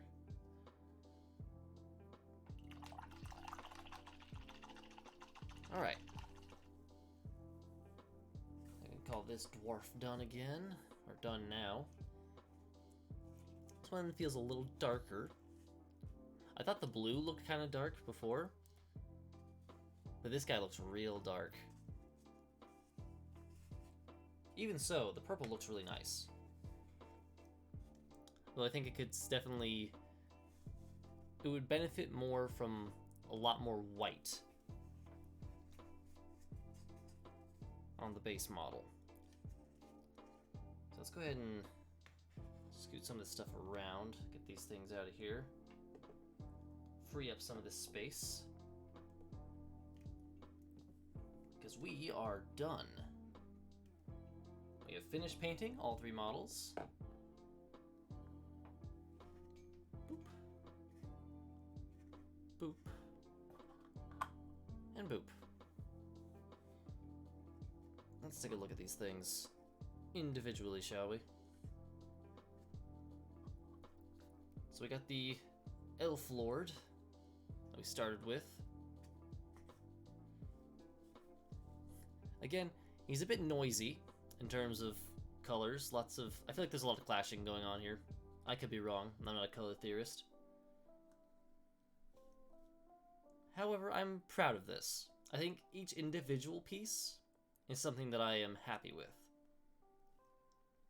Like, especially this robe here, like the orange and the green. I think it looks fantastic. Like, for things that I've painted, it's wonderful. The fur coat, that's a little underwhelming, but I kind of wanted it to be because I didn't want to distract from the robe. The sword looks kind of jank, but that's okay. We didn't have any like silver metal paint, so that's to be expected. The armor was completely out of left field. I didn't know what I was going to do with the armor, and it could have been worse. I'll say that. I think it looks kind of nice now, but we'll see how it looks under a magnifying glass later. I put no effort into the legs or feet. Like, it's just flat color, flat color. That's fine. The face, a little messy, but I've done way worse. Now, I am actually really happy with the hair. The hair is something that I was really excited to do, because I really wanted to do something metallic for hair for once. Something I'd never done before, and that, I think, looks fantastic. And the green, like, hair ties that he's got in here, I love those. Those look fantastic. They pop out super nicely. It's great. I'm happy with him. Purple Man. I don't think he's quite dry yet. Yeah, he's definitely not dry yet.